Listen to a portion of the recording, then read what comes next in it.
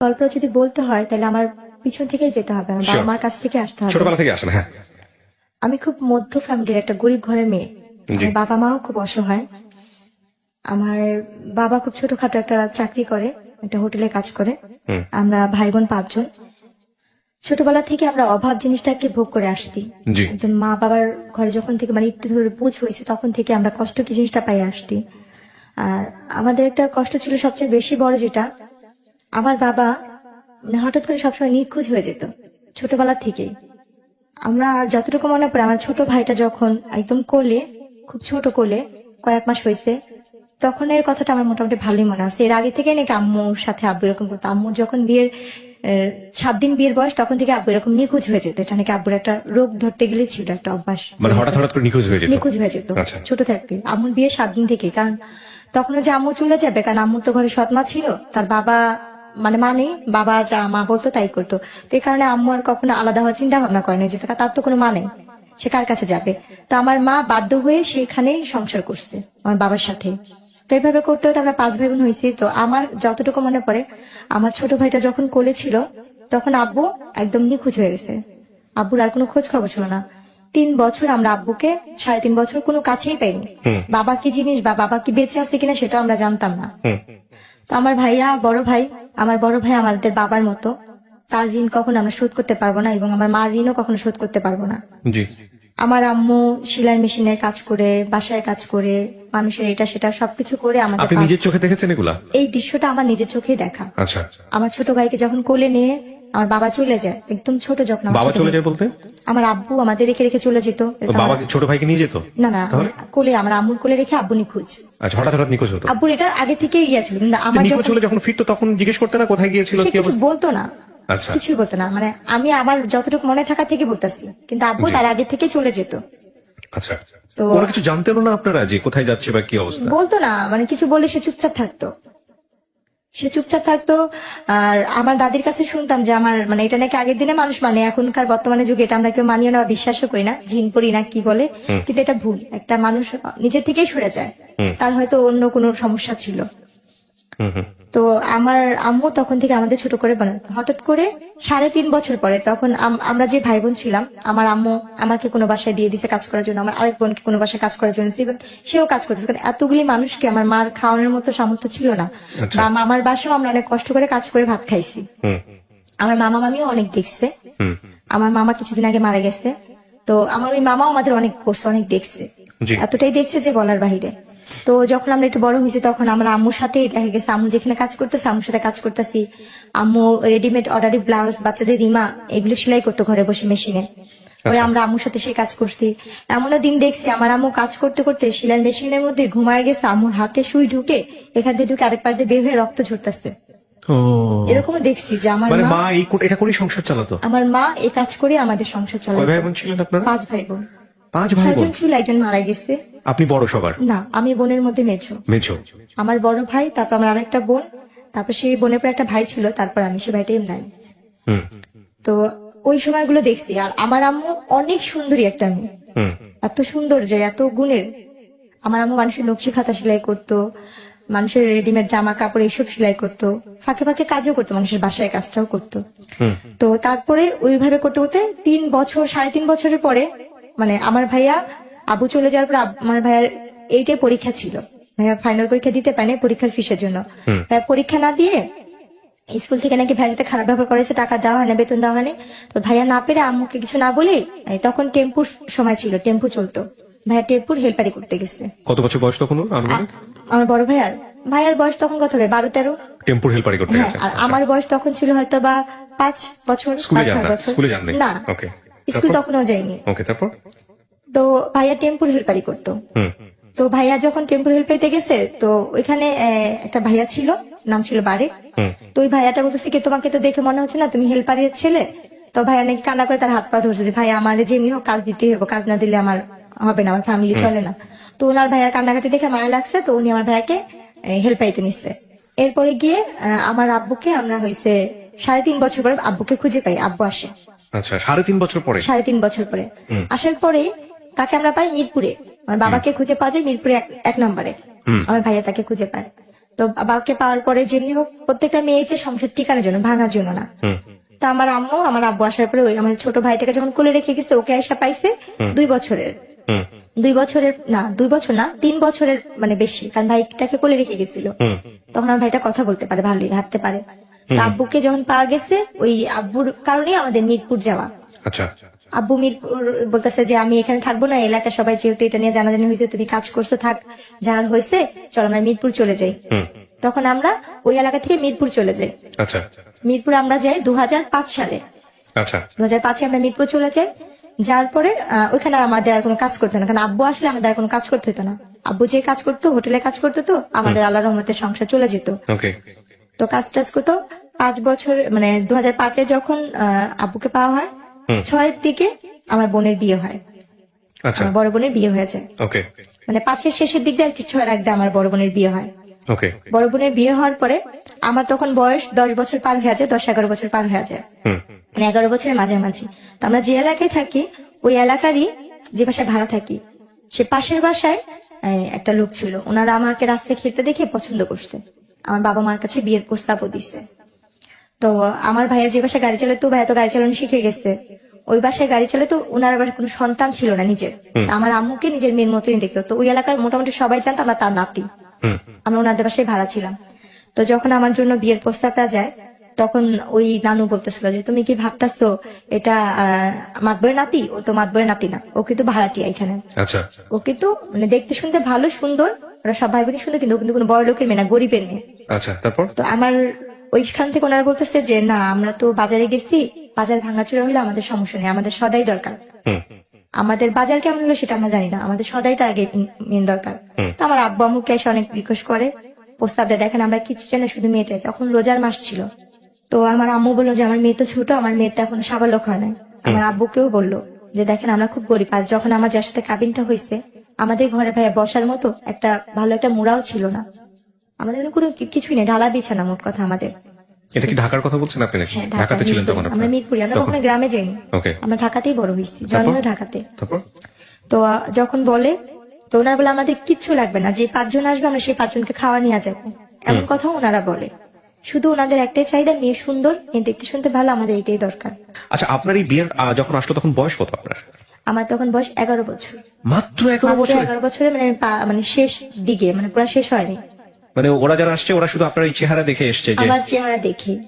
আর তখন তখন আপনি পড়াশোনা করেন নাকি পড়াশোনা করার সুযোগ আমি হয়নি? তখন স্কুলে ভর্তি হয়েছি, তখন হিসাবে আমি ক্লাস 6-এ মাত্র পড়ি। ক্লাস 6-এ পড়তেন? হ্যাঁ। তারপর? মাত্র 6-এ। যারা বিয়ে নিয়ে এসছে তারা কোথা থেকে এসছে? তারা আশেপাশেই ছিল? তারা এমনি ওদের হোম ডিস্ট্রিক্ট বিক্রমপুর ছিল, হ্যাঁ। কিন্তু ওই এলাকার ওরা স্থানীয় ছিল, স্থানীয় ছিল এবং আপনাদেরকে চিনতো আগে? আমাদের চিনতো, যে আমরা ভাড়াটিয়া সেটা চিনতো। ওকে। তারপর? কারণ আমি তো সারাক্ষণ রাস্তায় খেলতাম। তো ওনারা যখন ইয়ে করছে, মানে আমার যার সাথে বিয়ে হয়েছে তাকে আমি একসময় মামা ডাকতাম, আর মাকে আমি নানি ডাকতাম। মানে উনি আমাকে ওই বড় হওয়ার পর ওই তখনই দেখছে। দেখার পরে বলতেছে যে এই মেয়েটা কে রে? ওর বোনের সাথে, ফুফাতো বোনের সাথে আমি খেলতাম। বলছে মালিহা এটা কে রে? বলতেছে এটা তো জেসমিন, ওই পাশের বাসায় থাকে ওরা। বলতেছে কি মেয়েটা কি করে? বলতেছে ও ওইখানে সরকারি স্কুলে পড়ে, আমার সাথে মেয়ে খেলতে আসে। তখন রোজার মাস ছিল। আচ্ছা। তো আমাকে দেখছে ইফতারির 2-3 ঘন্টা আগে, সে আমাকে দেখছে। আচ্ছা। দেখার পরে তারা ইফতারির পরপরই তারা চলে আসছে আমার জন্য বিয়ের প্রস্তাব নিয়ে। আসার পরে আমার মা বাবাকে অনেক রিকোয়েস্ট করলি, এগুলো যেদিন দেখছে সেদিন কথা বলছে, তারপর দিন আমার গায়ে হলুদ হইছে। ওকে। আমার বাবা মাকে তারা এক পর্যায়ে, আমার বাবা মা ভাবছে যে আমরা গরিব, এত বড় জায়গা থেকে আসতে নিজের থেকে মেয়ে নিতে চাচ্ছে। তো একদিন সময় চেয়েছে, তারা সেটাও দেয়নি। তারপর দিন গায়ে হলুদ করছে, তারপর দিন কাবিন করছে ওনারা। বুঝতেন 11 বছর বয়সে বিয়ে কি জিনিস? আমাকে কতটুকু যখন বুঝতেন? আমাকে ওনারা পার্লারে সাজাইতে নিচ্ছে। হ্যাঁ। আমি এই যে পাশে যে খেলতাম গলিতে, আমাকে ওই গলিতে কয়েকটা আন্টি ছিল, অনেক আদর করতো। হ্যাঁ। আমাকে বলতো ললনা সুন্দরী বলতো। ওনারা আমাকে আদর করে ললনা সুন্দরী বলতো। আচ্ছা। আর একটু দুষ্ট টাইপের, মানে খেলাধুলার প্রতি আমার নেশা অনেক বেশি ছিল, আর চুলগুলি একটু বড় ছিল তো যার কারণে। তো তারপরে গিয়ে ওনারা আমাকে, আমাদের তো পার্লার সাজানোর মতো কোনো সামর্থ্য নেই। যেমন আমার বড় বোনের বিয়ে একটা সুতি কাপড় পরে নর্মাল, মানে বিয়ের লাল বেনারসি শাড়িও না, একটা সস্তা কাপড় আমার বড় বোনের বিয়ে হয়েছে, তখন একটু দেখছি। আর আমাকে তারা সুন্দর দামি শাড়ি দিচ্ছে, সিটি গোল্ডের জিনিসপত্রই দিচ্ছে, বা স্বর্ণের জিনিস যেটাই দিচ্ছে। আপনার ওই যার সঙ্গে বিয়ের কথা হচ্ছিল ওনার বয়স কত ছিল? উনি আমার থেকে 22 বছর না 23 বছরের বড় ছিল। প্রথম বিয়ে ছিল আপনার? প্রথম যে কাবিনের বিয়েটা ছিল। 22 বছর 25 বছরের বড় আপনার থেকে, আর আপনার তখন 10-11 বছর বয়স। না, আমার 11 বছর শেষের দিকটা। 12 বছরে পড়তে হ্যাঁ, যাচ্ছেন। পড়তে তো যাচ্ছি। আপনাকে পার্লারে নিয়ে যাচ্ছে সাজানোর জন্য। ওনাদের তারপর? নিজস্বই পার্লার আছে। ওনাদের নিজস্ব পার্লার ছিল? ওনাদের অনেকগুলো নিজস্ব মিরপুরে পার্লার ছিল। ও আচ্ছা আচ্ছা, তারপর? তো তারপরে যখন ওনার পার্লার সাজে, আমি তো কখনো পার্লারে সাজি নেই, আমার জন্য এটা পুতুলের মতো সাজ। আমি হলুদের দিনও ওনারা সাজাইছে, আমি সেটা তো অনেক খুশি ছিলাম, ফুল টুল দিয়ে। আমার বিয়ের মিষ্টি আমি নিজেই চেয়ে চেয়ে খাচ্ছি। তারপর যেদিন আমার কাবিন হয় সেদিন আমি পাশের পাশে আন্টিকে যে বলছি, পুতুল আন্টি দেখেন আমি আজকে আরো সুন্দর ললনা সুন্দরী হয়ে আসছি, দেখেন আমাকে কত সুন্দর লাগতেছে। সাজলেন, সাজার পরে থাকে না মেয়েদের তো সাজার প্রতি একটা আলাদা ন্যাক থাকে, দেখা নিজেকে আয়না যখন দেখতেছিলেন বউ হিসেবে সাজার পরে? হ্যাঁ, আয়নাতে দেখে তো নিজের প্রতি নিজে অবাক হচ্ছিলাম যে আমি এত সুন্দর, বা আমি এত পুতুলের মতো লাগতেছে, আমাকে আমি চিনতে পারিনি। বাট বিয়ে কি জিনিস সেটা আপনি বুঝতেন না? বিয়ে কি জিনিস আমি নিজেই বুঝিনি। আচ্ছা আচ্ছা, তারপর? বিয়েটা কি, তো তারপরে গিয়ে আমার কাবিন হলো 2007 সাল আগস্টের 28 তারিখ আমার কাবিন হয়েছে। আলাপনে তো কাবিন হওয়ার পরে ওই দিন তো কাবিন হলো, তো ওনারা কাবিনের পর দিয়ে না আমাকে যখন কাজী লিখতেছে কবুল বলবে, আমার আম্মু নিচে মানে মেহমান আসছে, সবাই খাওয়া দাওয়া দিচ্ছে, আব্বু নিচে দাঁড়াচ্ছে কে কে আসবে। তো ওনারা বলতেছি তাতেই করেন ইফতারির আগে বিয়ে পড়াবো, ইফতারির আগে বিয়ে পড়াবো। তা আম্মু ওরা বলছিল কি ইফতারির পরে একবারে ঠান্ডা মাথায় বিয়েটা করে। তো ওনারা খুব তাড়াতাড়ি করতেছিল, ওনাদের বাসায় এই হয়েছে, আমাদের বাসায় না কাবিন হয় না, ওনাদের ফ্ল্যাটে ওনাদের বিল্ডিং নিয়ে কাবিন করেছে। না, আমাদের বাসা তো সুন্দর না, আমাদের বাসাতে মানুষ আসতে পারবে না, মেহমান আসতে পারবে না, এই জন্য। তো আমার আম্মু সবাইকে খাওয়া দাওয়া দিচ্ছে, কাজ টাজ করতেছে। এর মধ্যে আমার ভাইয়া বসা ছিল আর আমার বড় বোনের ভাসুর বসা ছিল। জি। তো ওর মধ্যে ওনারা বলতেছে কি আমার বাবার নাম, আমার মায়ের নাম, সবার নাম নিচ্ছে, লিখতেছে। তো আমাকে কবুল বলতে বলছে, আমাকে কিন্তু আমার একবার মামি আর আমার নানি শিখা দিছিল, তোর যদি কবুল বলতে বলে তুই কখনই কবুল বলবি না, চুপচাপ থাকবি। অনেকক্ষণ পরে আমরা যখন বারবার তোরে বলবো বল বল বল, তারপর তুই বলবি। কিন্তু আমি আর সেই জিনিসটা বুঝিনি। আমাকে যখন কাজী বলতেছে বলো মা বিসমিল্লাহ কবুল, আমি বলছি হ্যাঁ কবুল কবুল কবুল, একসাথেই বলে দিচ্ছি কতবার, মানে হিসাব ছাড়াই। আমার একটু ছেলেটাকে দেখেছেন না যার সঙ্গে বিয়ে হচ্ছিল আপনার? তাকে তো আমি ছাদে খেলার সময় দেখছি, কিন্তু একবার। ওভাবে কখনো বড় ভাই হিসেবে জানতেন নাকি? মামা হিসেবে জানতাম। আর তার মাকে আমি রানী ডাকতাম। আর আর আমার যে আগে সংসারে যে ছিল, মানে আমার যে হাজবেন্ড সাথে বিয়ে হয়েছে, ওনার যে বড় বোন ছিল, সেই বড় বোন যে আমার ননার সাথে সম্পর্ক, সে আমার মারও 2-3 বছরের বড় ছিল। এরপরে গিয়ে আমার আম্মু এসে বলতেছে কি যে আসেন আমরা বিয়ে পড়া ফেলে আপা, আমার ফুপু শাশুড়ি নাম ধরে বলতেছে যে আসেন আমরা বিয়ে পড়া ফেলে। তো আমার ফুপু শাশুড়ি বলছে আল্লাহ বিয়ে তো হয়ে গেছে। আমি কান্না করতেছি, না না আমার তো বিয়ে হয় না, আমার তো বিয়ে হয় না, আমার বিয়ে করাইবা না। আমার ভিতরে ধারণা ছিল যেমন টিভিতে নাটক বা ছবি দেখতাম যে হিন্দুরা ঘুরে যে এই আগুন রেখা, ওইভাবেই বিয়ে। আচ্ছা আচ্ছা, আমার চিন্তা ধারণা ওইভাবে মানুষের বিয়ে হয়, বাবা বিয়ে কি জিনিসটা আমি অতটা বুঝিনি। ওইটা টিভিতে দেখে বিয়ে, ওইটাই বিয়ে। যে না আমার তো বিয়েই হয় না, আমার বিয়ে দেয় না। মানে এটা কবুল কবুল বলার পরে? হ্যাঁ, আমার কিন্তু বিয়ে হয়েছে 1 ঘন্টা হয়ে গেছে। পরে ওনারা বলতেছে কি এই যে ছবি তুলছি, দেখো দেখো ক্যামেরা দিয়ে ছবি তুলছি। তো আমার যার সাথে বিয়ে হয়েছে তার একটা ফোন ছিল, কলমালা ফোন, টাচ ফোন বড়। তো ওই ফোনে উনি ভিডিও করছে, ছবিগুলো দেখাইতেছে, আমি টাকা থেকে হাসতেছি। কিন্তু উনি যে আমার স্বামী বা উনি যে কি, আমি তখন তাকে মামা আমাকে ডাকতেছি। আমার সাথে ওনার সাথে যে বিয়ে হয়েছে, তারপর আমি বুঝতেছি না যে উনি আমার স্বামী। বলছে মামা এইটা এটা এটা আমার বিয়ের ইয়া। তুমি বলছে কি মামা বললো না, তুমি আমাকে তুমি করে বলো, আমি তোমার হাজবেন্ড। ওকে। তখন আমি মানে একটু চুপ হয়ে গেছিলাম। এরপরে গিয়ে ওনারা আর কি আমাকে বলতেছে, আমার আম্মাকে, আমি বলছে তাহলে আমরা ওরে নিয়ে যাই। বলছে না দেখেন যেহেতু কাবিন হয়েছে, ছেলে মেয়ে তো একসাথেই থাকুক। আম্মু বলছে না আপনারা তো বলছিলেন যে মেয়ে স্বাবলক না হওয়া বলতো, আপনারা ছেলে মেয়েকে এক জায়গায় করবেন না। বলছে ও তো আগে মামা ডাকতো, ওর তো একটু ফ্রি হওয়ার দরকার আছে, একটু থাকুক, কথা টথা বলুক, রাত্রে আমাদের সাথেই থাকুক, তারপরে আমি তারপর দিন নিয়ে দিয়ে আসবো নি। পরে আম্মু আব্বু মানে চুপচাপ থেকে আমার নানি বলতেছে কি যে না ঠিকই আছে, রেখে যা, কারণ থাকা দরকার আছে, বোঝার দরকার আছে যে ও এখন আরেক বাড়ির বউ, এই কাজটা। তা আমার শ্বশুর বাড়িটা ছিল রাস্তার এই পারে ছিল আমার শ্বশুর বাড়ি, 1 গলির পরে আর কি আমাদের বাসা। মানে আবার চাইলে ভিতর দিয়ে আরেকটা গলি আসতে যাওয়া যেত, বলা যে এই পারের ওই পার। এরপরে গিয়ে রাতে যে কাহিনীটা, ওনারা অনেক সুন্দর করে ফুল টুল দিয়ে ঘর সাজাইছে, রুম সাজাইছে, আমাকে নিচ্ছে, আমি নিজের ঘরে নিজে ফুল টুল নিয়ে টেটুনি খেলতেছি, আমি নিজেই ওইটা যে আমার ঘর। তো ওনাকে দেখে আমি খুব ভয় পাইতাম, আমি বিয়ের আগে থেকে ওই মামাকে দেখলে ভয় পাইতাম, কারণ সে তো পলিটিক্স করতো, রাজনীতি করতো, তাকে আমি খুব ভয় পাইতাম। তার চোখ অল টাইম লাল থাকতো, আর খুব ফর্সা মানুষ তো। লাল কেন থাকতো এটা বুঝতেন না? না, আমি এটা কখনই বুঝতাম না। আচ্ছা, তারপর ওনাকে যখন ওই রুমে দেখছি না, আমি ভয় চুপচাপ হয়ে গেছি। উনি না গুন্ডা, ওনাকে না সবাই ভয় পায়, এলাকার সবাই ওনাকে নাম ধরে যেটা বলে। উনি এই ঘরে কেন, উনি কি আমার সত্যি তেল স্বামী? উনি তখন বলে উনি আমার হাজবেন্ড। ওই জিনিসটা আমার ভিতরে ভয় কাজ করছে। তো তখন থেকে তার ভিতর থেকে আমার একটা দূরত্ব, সে যে আমার স্বামী সেটা আমি কখনোই মানতে পারতাম না, ভয় পাইতাম। আচ্ছা। তারপরে ওই দিনের ঘরে আমাকে কোনোভাবেই দিতে পারেনি। যতবারই দিয়ে হয় খাটের নিচে পলাই, এই রুমে ঢুকাচ্ছি, ওই পাশে বাইরে বের হয়ে যাচ্ছি। আমার সারা রাত এভাবেই গেছে। ও মানে কোনোভাবে আমি কান্নাকাটি করতেছি, চিল্লাইতে আসছি। পরে আমার যে ফুপু শাশুড়ি ছিল উনি বলতেছে ঠিক আছে থাক, ও আমার সাথে ঘুমাক, আমি পরে তোকে ইয়ে করে দিবনি। হুম রাতে তো খাওয়া দাওয়া করলাম ওনাদের সাথে সবাই একসাথে। হুম খাওয়াটার পরে ছবি তুললো, আমাকে জোর করে উনি নিয়ে নেওয়া ছবি তুললো, হুম। আমার হাজবেন্ডের সাথে ছবি তুললো। হুম পরে এক পর্যায়ে যেহেতু কেউ নাই আমার বাবা মা এখানে, আর যেহেতু আমার বিয়ে হয়ে গেছে এটা আমাকে বুঝতেই হচ্ছে। শ্বশুর বাড়িতে চলে গেছেন। হ্যাঁ, তখন ছবি তুললো, ছবি তুলছি, ওনাদের সাথে আসছি, কিন্তু ওনার সাথে আমি ওরকম ভাবে কথা বলছি না। উনি আমার শরীরে হাত রেখে ছবি তুলছে, আমি তারপর ভয় পাচ্ছি, হুম শুধু ভয়ে ওখানে ছবি তোলা। এরপরে গিয়ে সকাল মানে রাতে যখন আমার ফুপুর সাথে শাশুড়ির সাথে ঘুমাইলাম, হুম মাঝরাতে তখন 4টা বা 3:30 বাজে, হঠাৎ করে ঘুম ভাঙছে, দেখি যে না উনি ওই রুমে আমাদের সাথে একসাথে শুয়ে আসছে। আচ্ছা। তো যাক, তখন ওই মুহূর্তে তখন যে উঠে বসে বসে কান্না করতেছি যে আমি মনে হয় আর বাবা মার কাছে যেতে পারবো না। হুম এত বড় লোক বাড়ি, এত সুন্দর ঘর বাড়ি, কিন্তু পুরোটাই আমার ভালো লাগতেছে না, আমার নিজের মতো মনে হচ্ছে না। হুম। যতটা আমার ভাঙা ঘর বা খুব ছোট বাচ্চা মাটির যেসব বিছানা, অনুভূতি গুলো আসে, রাইট। হ্যাঁ, আমার ফ্যামিলিটাই আমার কাছে বেস্ট। হুম তো আমি ভাবতেছি কখন সকাল হবে, কখন আমি বাসায় যাব, হুম। কারণ আমি এই বাসা তো চিনি আর আমাদের বাসাও চিনি। ওকে। এরকম করতে যখন সকালে ফজরে আজান দিল, আমি বসে রয়েছি। একবার লুকায়, ওনারা সবাই ঘুমে, কেউ জানেই না, আমি দৌড় দিয়ে যা দেখে আসলাম। ওনার বাসা ছিল 3 তলা, তো ওনার 3 তলা থাকতো।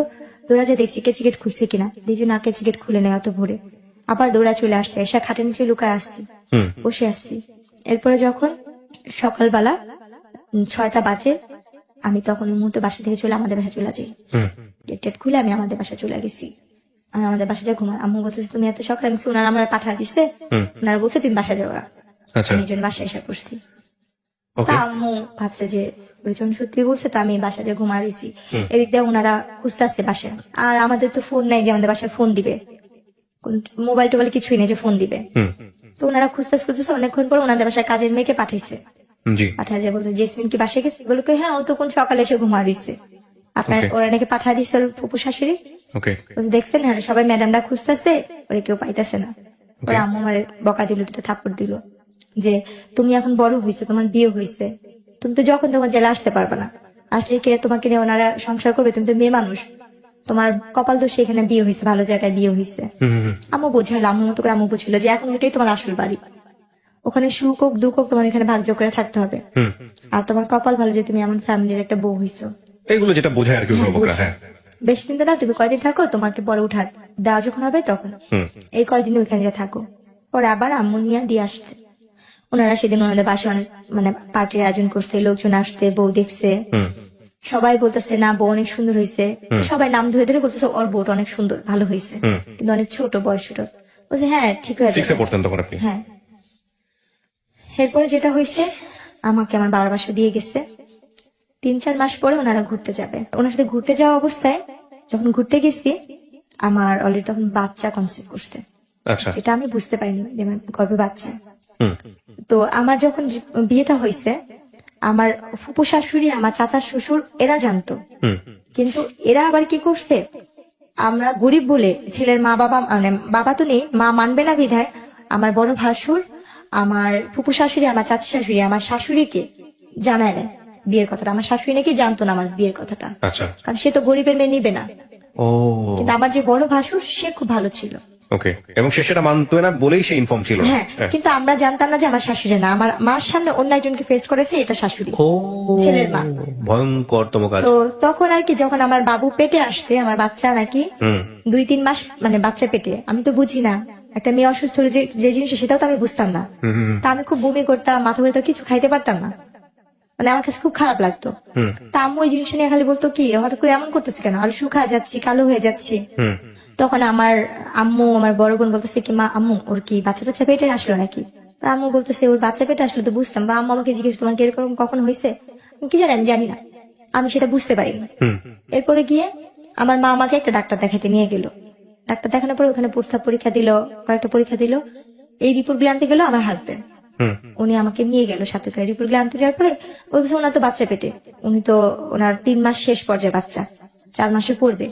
তো এই কথা শোনার পর উনি খুব খুশি হয়, হুম উনি খুশি হয়ে ওনাদের গ্রামের বাড়িতে আমাকে নিয়ে যায় বিক্রমপুরে, আচ্ছা উনি আমাকে বিক্রমপুরে নিয়ে যাবে। এই ফার্স্ট আমি আমার শ্বশুর বাড়িতে যাচ্ছি। আচ্ছা। তো আমার শ্বশুরবাড়িতে যখন যাবো তখন আমি খুব কান্নাকাটি করতেছি। এতদিন তো আমার ফুপু শাশুড়ি, চাচা শ্বশুর বাড়ি আমি জানতাম এটাই আমার শ্বশুর বাড়ি। হুম। তো যখন সে বললো যে দেখো তোমাকে তো আমার মার কাছে কখনো নিয়ে নেই, তোমাকে চলে আজকে আমার মার কাছে নিয়ে যাবো, বলছে ওই যে আপনার ওইটা আমার ফুপু আম্মা, হুম। ওইটা আমার আরেকটা ফুপু আম্মা। আচ্ছা। এরপরে গিয়ে উনি যখন নিয়ে যাবে আমি ভয় পেতেছিলাম যেমন না যেমন অনেক কান্নাকাটি করতেছে। আমার ছোট বোন আর মামাতো বোনকে নিয়ে যাই, হুম। আমরা একসাথে বিক্রমপুর যাই। আচ্ছা। ভাইয়া যেদিন যাই সেদিন আমাদের যেতে যেতে রাত মানে আমরা বিকালবেলা রওনা হয়েছি, তো শীতের দিন ছিল, হুম। এটা 2008-এ পড়ে যায় কাহিনীটা। আমরা গিয়ে ওখানে গিয়ে পৌঁছাই সন্ধ্যার সময়। তো ওই অবস্থা দেখে সে আমার মামি শাশুড়ির বাসায়, আমার আরেকটা ফুপু শাশুড়ির বাসায়, যে কিনা মুক্তিযোদ্ধা তার ফ্যামিলি, হুম। তাদের বাসায় নিয়ে ওঠায়, তাদের বাসায় রাখে। রাখার পরে ওনারা বলতেছে মাশাআল্লাহ তুই তো বউ অনেক সুন্দর আছে, আমাদের সবার বউ পছন্দ, মানে সবাই আমাকে অনেক আদর করতেছে। বলছে তোর মাকে বোঝানো দেখতেছে আমাদের, তুই হিসাবে ছেলের বউ আমরা ভালো পাইছি, হাসি খুশি মিশু। তো ওই রাত্রটুকু ওখান থেকে সকালবেলা আমাকে নিয়ে গেল ওনাদের গ্রামে বেড়ে। প্রথম যে এক গ্রামে রাত্রে থাকলাম, তারপর দিন সকালবেলা ওই গ্রামে গেলাম, আমার শ্বশুরবাড়ির গ্রামে। হুম। তো যাওয়ার পরে ওই জোগানিয়া গ্রামে যাওয়ার পরে ওখানে আর কি ওনারা বউ দেখে আমার শাশুড়ি বলতেছে খালি কি চামড়া ধলাই আনছিস, কোনো টাকা পয়সা আনিস নাই, বউর সাথে কিছু দেয় না। উনি আমার কানে হাত দিচ্ছে, গলায় হাত দিচ্ছে, হাতে হাত দিচ্ছে। শাশুড়ি? হ্যাঁ, শূন্যের কিছু নেই। হ্যাঁ। তখন আমি বলতেছি কি আল্লাহ উনাকে তো দেখছিলাম ওই নানুর বাসায়, হুম। হুম। হুম। তাহলে উনিও তো আমাদের নানি হইতো। আর উনি খুব বয়স্ক ছিল, উনিও হয়েছে রাজনীতিকের সাথে, উনি গ্রামের আর কি মেম্বার নাকি বলে যে উৎসবে দাঁড়াইছিল। উনি সবসময় কুচিতা শাড়ি পরতো, ওনার গলায় মোবাইল ব্যাগ থাকতো, মানে খুব শৌখিন, বয়স হয়েছে কিন্তু উনি খুব শৌখিন ছিল। আর আগের দিনই নাকি মেট্রিক পাস, ওনার যুদ্ধের অনেক আগে তার 3 সন্তান হয়েছে। তো উনি আমার গলায় কানে হাত দিয়ে বলছে তোমার বাবা মা কিছু দেয় নাই, তোমার বাপ কি করে? আমি বলছি আমার বাবা হোটেলে কাজ করে। এটা শুনে সে আরো রাগ হয়ে গেছে। ওই মুহূর্তে ওনারা কি করলো, মা ছেলে ঝগড়া করতেছে, আমার আরেক ভাসুর আমার আরেক দেবররা, 2 দেবর মিলে ঝগড়া করতেছে, তারা ঝগড়া করতেছিল। ওকে।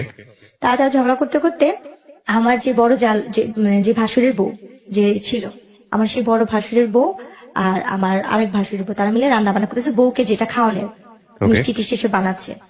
তো তখন বাজে সকাল 10টার দিকে। তো ওই মুহূর্তে কি হয়েছে, তারা 2 ভাই মারামারি, 3 ভাই মিলে ঝগড়া কথা কাটাকাটি করতে একটা মারামারি, অনেক পর্যায়ে দেখি যে দা বুঠি নিয়ে মারামারি হচ্ছে। আমি রুমে, আমি আমার 2 বোন রুমে। কতক্ষণ পরে আমি মানে মারামারি তো সেটা আমার স্বামী, তার সাথে আমি যেহেতু সংসার করছি প্রায় 1 বছরের মতো সময় হয়ে আসতেছে কাছাকাছি, তো ওনার সাথে ঝগড়া লাগছে দেখে আমি একটু বাইরে এসে দরজার সামনে দাঁড়িয়েছি। দাঁড়ানোর পরে আমার যে আরেক ভাসুর মানে মেজু ভাসুর যাকে বলে, সে এসে আমার মুখে বেশ একটা খারাপ করে একটা গালি দিয়ে আমার চুলটা ডাইনা ধরে। আচ্ছা। এইটার আগে মার, একটা গালি দিয়ে বলতেছে এটার আগে মার, ভাষা খারাপ করে এটার আগে মার, এটার বাপ মা এটার কথা দিচ্ছে। উনি আমার চুল টাইনা না ধইরা উনি কি করলো বলছে মানে অনেক বাজে ভাষায় গালাগালি করছে, ওকে আগে মার, চামড়া ধরা তো গেছে এটা সেটা করতে কথা দিচ্ছে। এভাবে বলে উনি ইয়া করলো। ভাই কখনো যুদ্ধ কি জিনিস দেখি নাই, শুনছি শুধু মুক্তিযোদ্ধা নাকি অনেক কষ্ট, কিন্তু সেই দিনের যুদ্ধটা মনে হয় কি আমার জীবনে অনেক বড় একটা যুদ্ধ ছিল। সেই দিন ওই মুহূর্তে আমাকে মারলো, আমার 2 বোনকে মারলো, আর সেই মায়ের কি ওরা ধরা মায়ের। ওহো, কে ঘায়ের তুল আপনার এটা? আমার ভাসুর, আমার দেবর। আপনার জামাই ছিল না ওখানে? ওনাকেও মারছে। মিথ্যা তো কেন বলবো, উনি খুব মানে যতটুকু সাধ্য উনি ইয়া করতে, ওনাকেও মারছে। উনি বলছে আমি যদি গরিব মেয়ে কিনে সংসার করে ভাত খেতে পারি তোদের সমস্যা কি, আমি তোকে নিয়ে ভাত খাবো। এই নিয়ে ওনারা ভাইরা মারামারি করছে। কিন্তু আমি যে প্রথম দিন তার আগের দিন যেই আমার ফুপু শাশুড়ি আর মামি শাশুড়ির বাসায় উঠছিলাম, তারা সেই খবরটা পেয়ে তাদের গ্রাম থেকে লোকজন নিয়ে আসতে আইসা ওনারা আমাকে আমার শ্বশুর ভাইয়ের সাথে 2 পক্ষ মারামারি লেগে ঝগড়া লাগা দা বঠি মানে কাছি টাছি নিয়ে একজন আরেকজনকে কুপাকুপি মারামারি, এই এমনকি মেয়েরাও ওনার কোমরে বাইধা মারামারি করতেছে। তখন আমার ওই যে ফুপু শাশুড়ির মেয়ে আপু, ওই আপুটার নাম আমি বলতে চাচ্ছি না, আপুটা যেহেতু পলিটিক্স, ওই আপুটা আসছে। ওই আপুটা এসে উনি আমার ননদ হয় সম্পর্কে, তো বড় আমার বয়সে। ওই আপুটা আমাকে এসে ধরে, আমার বোনকে ধরে আমার দাদি শাশুড়ি ঘরে নিয়ে দরজা বন্ধ করে বলছে তোর এই ঘরটা বের হবি না। এরপরে গিয়ে ওই মারামারি হইলো। তো মারামারির শেষ পর্যায়ে যেটা দাঁড়াইলো, বলছে মা ওর বাচ্চা পেটে। তো উনি বললো কি ঠিক আছে তুই গরিবের মেয়ে বিয়ে করছিস, এটা আমি মানতে পারতেছি, তারপর মেনে নিব, পেটে বাচ্চা যেহেতু, তোর বোর যদি মেয়ে হয় তাহলে আমি আমার ঘরে জায়গা দিব না, তুই তালাক দিবি। আর যদি তোর বোর ছেলে হয় তাহলে আমি তোর বউকে মেনে নিব। তো বললো যে ঠিক আছে দেখা যাক। তো বলে না যার কেউ নেই তার আল্লাহ অবশ্যই থাকে। আমার আল্লাহ পাক 2টাই দিছে একসাথে, একটা ছেলে একটা মেয়ে একসাথে দিছে আল্লাহ পাক। তো ওই সময় আর কি মারামারি হওয়ার পরে তো প্রায় মা ছেলেতে ঝগড়া খাই যা হইতেই থাকতো এই যৌতুক যৌতুক নিয়ে। আমার বাবা মা কিছু দেয় না, এটা না সেটা না। ভাইয়া কোনো একটা ফল খাইতে গেছি, বলতো তোর বাবার বাড়ি থেকে এই ফলটা আসতে, মুখের সামনে থেকে সেই ফলটা নিয়ে যেত, খাইতে পারতাম না। ওহো। কোনো পিঠা সিজন আমার দুই ভাসুরের বাসা থেকে পিঠা আসতেছে, তাদের বাবা মার আছে, আমার বাবার নাই। আমার বাবা তো ওহো। গরিব, আমরা নিজে তো একটা ভালো আম কাঁঠাল কিনা খাইতে পারি না। আমার মনে পড়ে আমার ওই বাচ্চাটা, কারণ ওই কথাগুলো আমার ভালো করে মনে নেই। আমার ওই সময় আমার বাচ্চাটা যখন 5 মাস পেটের শেষের পর্যায়ে, আমি আম খাইতে নিচ্ছিলাম। এদের বাসায় অনেক আম গাছ আছে, এদের বাসায় কোনো ফলের গাছের অভাব নেই, অদৃষ্ট ফল, সব ধরনের ফল আছে। তা আমি কুড়াইয়া একটা আম খাচ্ছিলাম, ছুলে মাত্র এক কামড় দিছি। আমার ননদ আইসা উনি আমটা কাইরা নিয়ে বলতেছে কি, তোর বাপ মার বাড়ি থেকে আম আসছে, তুই যে আমাদের বাড়ির আম খাচ্ছিস। আচ্ছা, আপনার জামাই কি করতো? ও হয়েছে কি পলিটিক্স করতো, নেশা পানি করতো। ওইগুলো থেকে কোনো খোঁজ খবর থাকতো না? আপনি জামার সাথে এগুলো শেয়ার করতেন যে আমার সাথে এরকম হয়েছে বাসায়? কখনো বলতাম না, কেন বলতাম না, ভাবতাম কি তার বাবা মার নামে বদনাম করবো যদি সে এটা না মানে, না মানে, আচ্ছা। ভাই বোনের নামে বদনাম করবো যদি সে না মানে। আমি তো গরিবের মেয়ে, হুম ভাগ্য দোষে আমি এরকম বাড়ির বউ হয়েছি। হুম এরপরে ওই আম কাঁঠাল নিয়ে তাই একদিন আমার মাকে আমি ফোন দিয়ে বলি, আম্মু তোমরা নিজেরা খাও বা না খাও, আমার যদি পারো একটু আম কিনা পাঠাও, একটু কাঁঠাল কিনা পাঠাও, হুম কোনো ফলের দিন আমাকে একটু ফল পাঠাও, বা কোনো পিঠার দিন আমার একটু পিঠা পাঠাও। হুম। তা আম্মু চিল্লা পাল্লা করতো, তোর যদি দিয়ে আমার তার একটা মেয়ে আসছে, কারণ সে তো কষ্ট করে, মানে দুজনকে দিতে হবে, দুজনকে দিয়ে দিতে হবে। সেটা তো সামর্থ্য নেই। এখন আম্মু আমাকে বকতো যে দিলেই তো লাইফে হ্যাঁ। আসবে, কোথেকে দিব, রাইট। সেই কথা বলতো। দেই না দেই নেই, এরকম হয় শ্বশুর বাড়িতে, দিয়ে কথা হয় বলে সহ্য করে থাকতে হয়, মেয়ে মানুষ না তুই, হুম এই কথা বলতো। তো সেখানে আমি বলার জায়গা পাইতাম না। আর আম্মু যখন এই যে মারামারিটা হয়েছে, তখন যে আম্মু বলতে কি বাচ্চাটা ফালা দে, তোর আমরা নিয়ে আসা করি, হুম ছাড়া ছিল। তো বলতাম যে আম্মু মেয়েদের জীবনে কয়বার বিয়ে হয়, তুমি না এত কষ্ট করে আমাদের বড় করছো, তাহলে আমি এখান থেকে যদি যাই মাসে তো খারাপ বলবো। হুম আমি ভাইয়া যতটুকু সাধ্য ছিল আমি যথেষ্ট পরিমাণে ওই ফ্যামিলিতে থাকার জন্য অনেক চেষ্টা করছি ভাইয়া।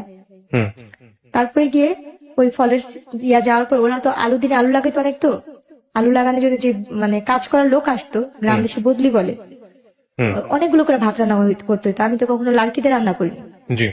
তো লাড়কিতে রান্না করতাম, ধানের দিনে ধান নিতাম, আলুর দিনে আলু কাটতাম, পাটের দিনে পাট নিতাম, যা আমি জীবনে কোনদিন চোখেও দেখিনি, সবকিছু করতাম। তো একদিন ওই ভাতের মার গালতে যা মানে ভাতটা পুড়ে গেছিল, আমার শাশুড়ি এসে আমার এই যে হাতটা পুড়া দিছে, এখানে জ্বলন্ত কয়লার লাড়কি দিয়ে এখানে পুড়া দিচ্ছে, এখনো চিহ্ন কাছে এই জায়গাটা জ্বলন্ত কয়লার আগুনটা লাগা দিচ্ছে। আমি চিল্লান দিয়ে উঠছি, এরপর আমাকে কারেন্টের তার দিয়া আমাকে বাইরেছে, আমার পুরাটা পিঠ মনে হয় লাল লাল হয়েছে, মানে এত ইয়া হয়েছে। তখন আমার বাচ্চা 6 মাসে পেটে বসছে। হুম হুম হুম ওই দৃশ্যটা না আমার হাজবেন্ড এখানে, ও তো ঢাকাতে থাকতো, আমি গ্রামে রেখে গেছিলাম, হুম হুম ওকে কে যেন ফোন দিয়া বলছে। ওকে ফোন দিয়ে বলার পরে ও সেই দিন, ও তো এমনি বৃহস্পতিবার দিন যাইতো, শুক্রবার দিন মানে থাকতো, শনিবার দিন থেকে বিকালে চলে আসতো, বা রোববার দিন চলে আসতো। হুম ওই সময় আমাকে বলে কি ওই দিন হঠাৎ করে চলে আসতে, আয়সা বলতেছে যে তোমাকে নাকি আমার মামা আসতে, মামা বোন নাকি বকা দিচ্ছে, এরকম বলতেছিল। আমি ওনাকে কিছুই বলতেছিলাম না, চুপচাপ হয়ে গেছি। মানে এই কাহিনীটা বলার আগে গ্রাম দেশে তো 6টা-7টা বাজে সবাই মানে নিঝুম হয়ে যায় হুম যার যার মতো। তো সেদিন আমাকে অনেক মারছে, তো আমি আমার সব কাজটা সেরে আমি আমার ঘরে, আমি যে ঘরটা থাকতাম সেটা একটা পুরানো তো লাড়কির ঘর ছিল, কারণ আমার বাবার বাড়ি থেকে কোনো ফার্নিচার দেয় না দেখা বা কোনো ক্যাশ টাকা দেওয়া হয়নি দেখে আমার ভাগ্যে ভালো কোনো ঘর জুটে নেই। যখন আমার স্বামী আসতো তখন আমার শাশুড়ির রুমের সাথে রুমটা আমাকে থাকতে দিত, আর যখন সে না থাকতো আমি ওই ঘরটাই থাকতাম, ওই ঘরটাই ঘুমাইতাম। হুম তো পাটাতন ঘরে তো উনি গেছে, ওনার মার সাথে ভাত খাইছে, কথা বলতেছে, মা ও ভাত খাবে না জেসমিনে, হুম। বলে কেউ খায়া চলে গেছে, তোর খা তুই খা। আমার বাচ্চাটাকে ও কি কিছু করতো, কাজকর্ম কিছু করতো আপনার জামাই? এমনি শুনতাম যে প্রেসের কাজ করতো। তো ওইখানে ও বলার পর ও রুমে গেছে, যা বলতেছে কি যে তুমি ভাত খাইছো, আমি বলছি না আমি তো খাইনি, আমি আজকে সারাদিনেও খাইনি, কালকেও খাইনি। হুম বলছি কেন, বলছে আমি এই অন্যায় গুলো করছি দেখা উনি তো আর দেয়নি। ও আমাকে ওই কথাগুলো জিজ্ঞেস করার পর আমি এই কথাগুলো বললাম। হুম বলার পরে ও অনেক মন খারাপ করে বলছে কি জেসমিন যা করছি যাই হোক, আমার দোষের কারণে তো এই অবস্থা, আমি তোমাকে ঢাকাতে নিয়ে যাবো, আমি ঢাকায় কাজ করে ভাত খাওয়াবো। হুম। ও আমাকে নিয়ে তারপর দিন ঢাকা চলে আসলো। আচ্ছা। ঢাকা চলে আসার পরে ঢাকা দুজনে মোটামুটি ভালোই ইয়ে করতেছিলাম। ও আমাকে ওই যে বাসাটা নিচ্ছে ওইখানে বাসা ভাড়া বেশি, আর পলিটিক্স ওইভাবে থাকতে পারতেছিলাম, তো ও বলে কি তুমি তোমাদের বাসায় থাকো, বাচ্চা হওয়ার পরে আমি তোমাকে নিয়ে আসবো নি। হুম তারপর আমার বাবা মার কাছে এনে দিয়ে গেল, দিয়ে যাওয়ার পরে 3 দিন পর ও বলতেছে কি শুনেন আমার আম্মা তো বলছে আপনার মেয়ের যদি ছেলে হয় তাহলে আমাদের বাড়িতে উঠাবো, আর যদি ছেলে না হয় তাহলে আপনার মেয়েকে আমি আর নিব না, মেয়ে হলে আমি তালাকের কাগজ বাসায় পাঠা দিব। একে তো আমি বিয়ে করছি কিছুই পাই নাই, আমার অন্যান্য ভাইরা পাইছে। আর আপনার মেয়ে যদি মেয়ে, আমার 2 ভাইয়েরও মেয়ে, আপনার ঘরের মেয়ের ঘরে যদি মেয়ে হয় তাহলে আমি এই বউতে কি করবো? আচ্ছা, এটা কে বলেছে? আমার ওই হাজবেন্ড।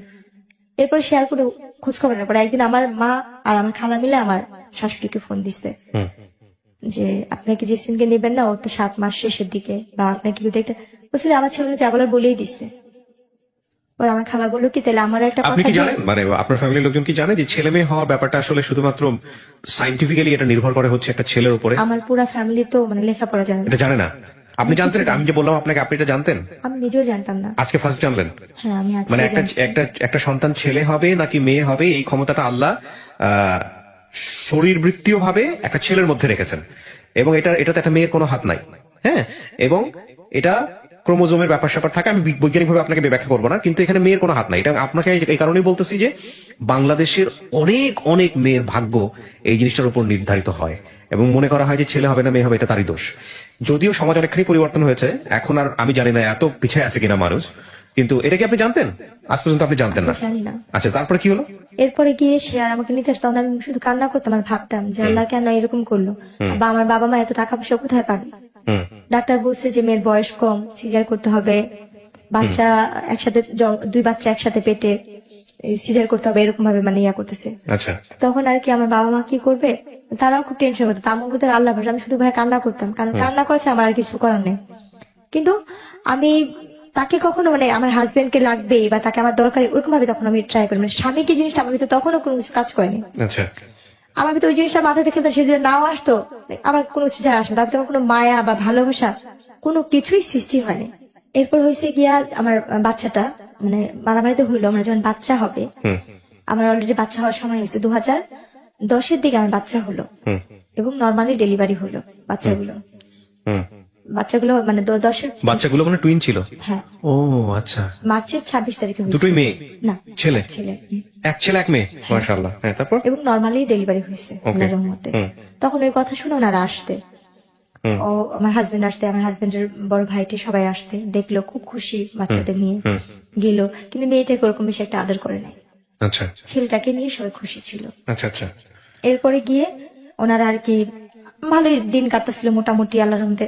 ঝগড়া কাজে আসে, মানে মায়ের ধরে আসে।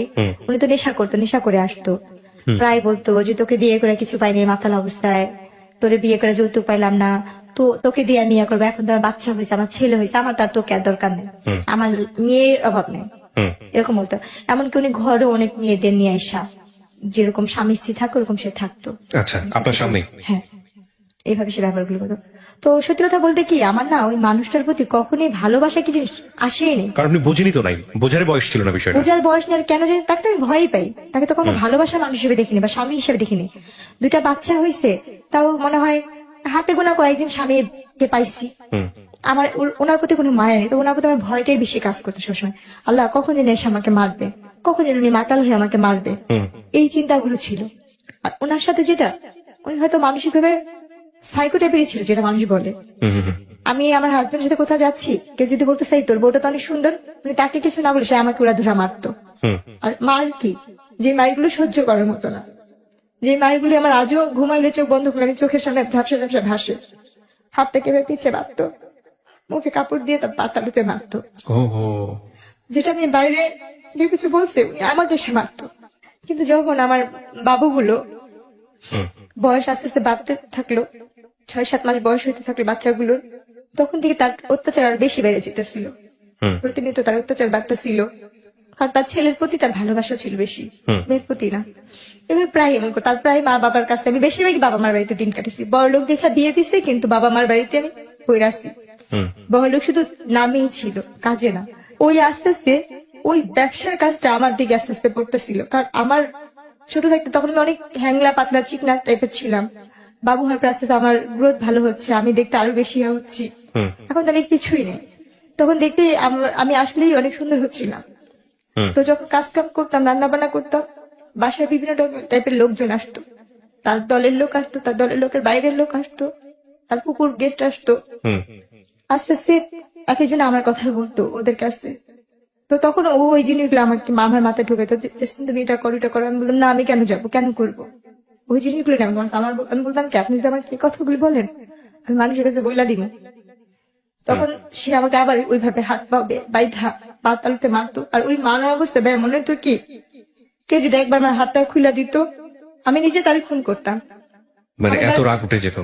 এমন ভাবে মারতো যে মারগুলি মানে ভাষায় প্রকাশ করা যায় না। মানুষ নাকি রিমান্ডে অনেক মারধর করে, কিন্তু আমি এই জীবনের রিমান্ডের মায়ের অনেক খাই আইছি। অনেক রিমান্ডের মায়ের খাই আইছি, যে মায়েরগুলি আমি চোখ বন্ধ করলে আমার চোখের সামনে ভাসে, কাউকে বলতে পারি না। মনে হয় যে আস্তে আস্তে মানসিক রোগী আমি নিজে হয়ে যেতেছি। উনি কি, ওনার থেকে বেশি এখন মেন্টালি টর্চারিং আমার হচ্ছে। বাপ মার কাছে যেমন, বাপ মা তো গরিব, বাপ মা কোথেকে আমরা সাহায্য করবো। আমার কিছু বলতে গেলে বলতে হুমকি দিত, আমার ভাইরে এটা করবো, ছোট ভাইরে এই করবো, বড় ভাইরে করবো। চিন্তা করতাম আমার লেগে আমার ভাইদের করতে হইব, আমরা তো নিজেরাই গরিব। ওনার সবকিছু মানতাম, খালি পারতাম না নিজের দেহটারে বিলা দেওয়ার জন্য। যা বলতো তাই করতাম, যেটা বলতো সেটাই করতাম। আর স্বামীতে যে ভালোবাসা তাকে আমি তো কখনোই আমার ভিতরে কখনো আসেনি। তার জন্য মানুষ যেমন একটা মেয়েকে ভাড়া করে আনে, ব্যবহার করে, আমি ওনার কাছে সেরকমই মনে করতাম যে উনি যে মেয়েটাকে আজকে আনছে আমি তাদের ভিতরে একজন। এই জিনিসটা মনে করতাম সবসময়। তারপরে গিয়ে এই যে বাবা খাওয়াটা, উনি বাবা খাওয়া তুললো আস্তে আস্তে আস্তে আস্তে আমাদের সংসার ধ্বংসের পথে চলে যেতেছিল। তার ভাই বোন তারা তো সবাই এক সাইডে হয়ে যেতেছে, শুধু তার সাথে তার দুই ভাইয়া তার মা ছাড়া আর কেউ তার সাথে মিলতো না। কারণ তারা তো এই ধরনের ব্যবসা করতো, তার একটা ফুপু ছিল এই ধরনের কাজ করতো। প্রিয় দর্শক এবং শ্রোতা, আপনারা শুনছেন এবং দেখছেন। আমার যতটুকু লাস্টের দিকটা মনে পড়ে, আমার উপরে তো যে অত্যাচার গেছে তো গেছি, আমাকে গ্রামে নিয়ে আমি বলছি এরপরে পুলিশ কেস হয়েছিল বংশাল থানার ভিতরে আমাকে, ওর নাম। তবে যে বাসায় থাকতাম সে বাসায় আমাকে একবার অনেক মারতেছিল। ওই দিন মনে হয় আমাকে ছাদ থেকে ফালা দেওয়ার কোনো প্ল্যান করছিল। যে বিল্ডিং এ থাকতাম 7 তলায়, তখন পুরান ঢাকায় থাকি। তো ওইখানটা আমার যেটা মনে পড়ে, আমার অনেক মারতেছিল, এত মারতেছিল যে মানে ভাষায় মারতে মারতে টাইনা টাইনা আমার ছাদের কোনারে নেওয়ার চেষ্টা করতেছিল।